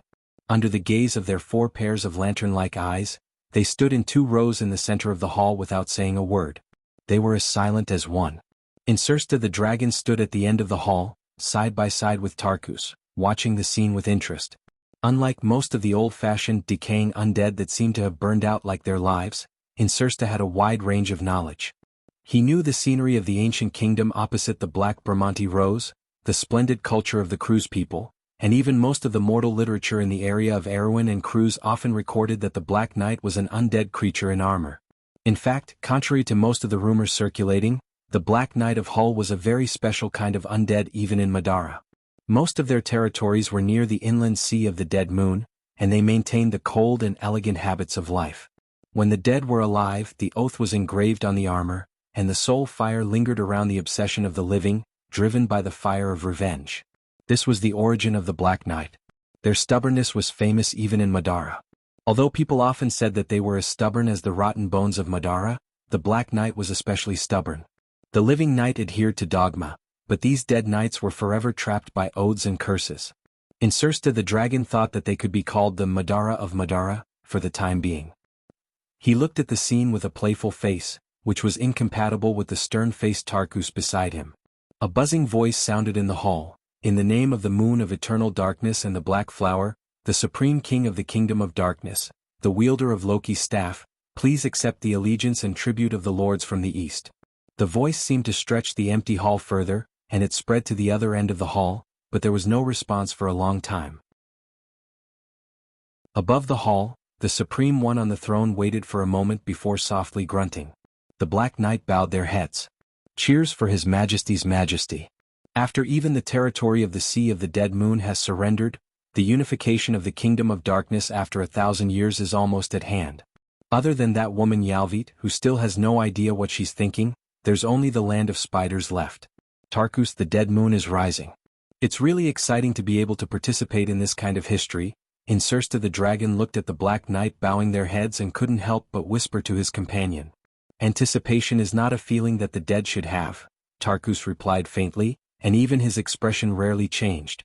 As the noblest vampire of the Manlian family, he was allowed to wear a black noble robe with golden edges in this hall. Standing next to the Insursta dragon who had no status, he looked extremely comical. "Madara has begun to act according to the will of the Mercury staff. It's like a curse rather than a goal. The world of the living is nothing in the eyes of the dead. In my opinion, only time, truth and dust have value. That's why the humans outside call us stubborn skeletons. But the show has just begun. Tarkus, the arrival of the Black Knight today is just an appetizer." Insursta the dragon didn't feel any embarrassment because of his low status. Instead, he was in high spirits. "You see, His Majesty summoned the blood staff back. It must be because something good has happened." Tarkus didn't say a word. In fact, he already knew what had happened. A week ago, in the territory west of Madara near the kingdom of Erewhon, 2 dark nobles were attacked by humans. One of the vampires' castles was almost completely burned to ashes, leaving behind a large number of traces of purification. Almost no undead creatures could escape. In other words, at least one of the knights of the Holy Cathedral of Fire had sneaked into Madara's territory. For such an incident to happen at this time of the year, he smelled a strong scent of conspiracy. Although such things were not uncommon on the border between Erewhon and Madara, the humans responded to the call of the Holy Cathedral, and the undead plundered each other's territory. Between the two sides, there were often knights privately forming armies to invade each other's territory. However, since Erewhon's Oberg VI ascended to the throne, Madara switched from defense to offense and gradually took the initiative in the war. But today was different. The peace treaty between Erewhon and Madara had only been signed for a year, and it was said that the human kingdom was caught in a civil war. Obviously, they wouldn't start a war at this time. In that case, it was very suspicious as to who was trying to fish in troubled waters. The indifferent vampire narrowed his remaining eye. He raised his head and saw that the Dark Lord who had taught Erewhon a painful lesson in Karsuk was like what the Insursta dragon had said. The blood staff, dressed in a blood-red robe, the king of necromancers, Jug, slowly walked into the center of the hall. "Your Majesty, I have brought news that is not so delightful.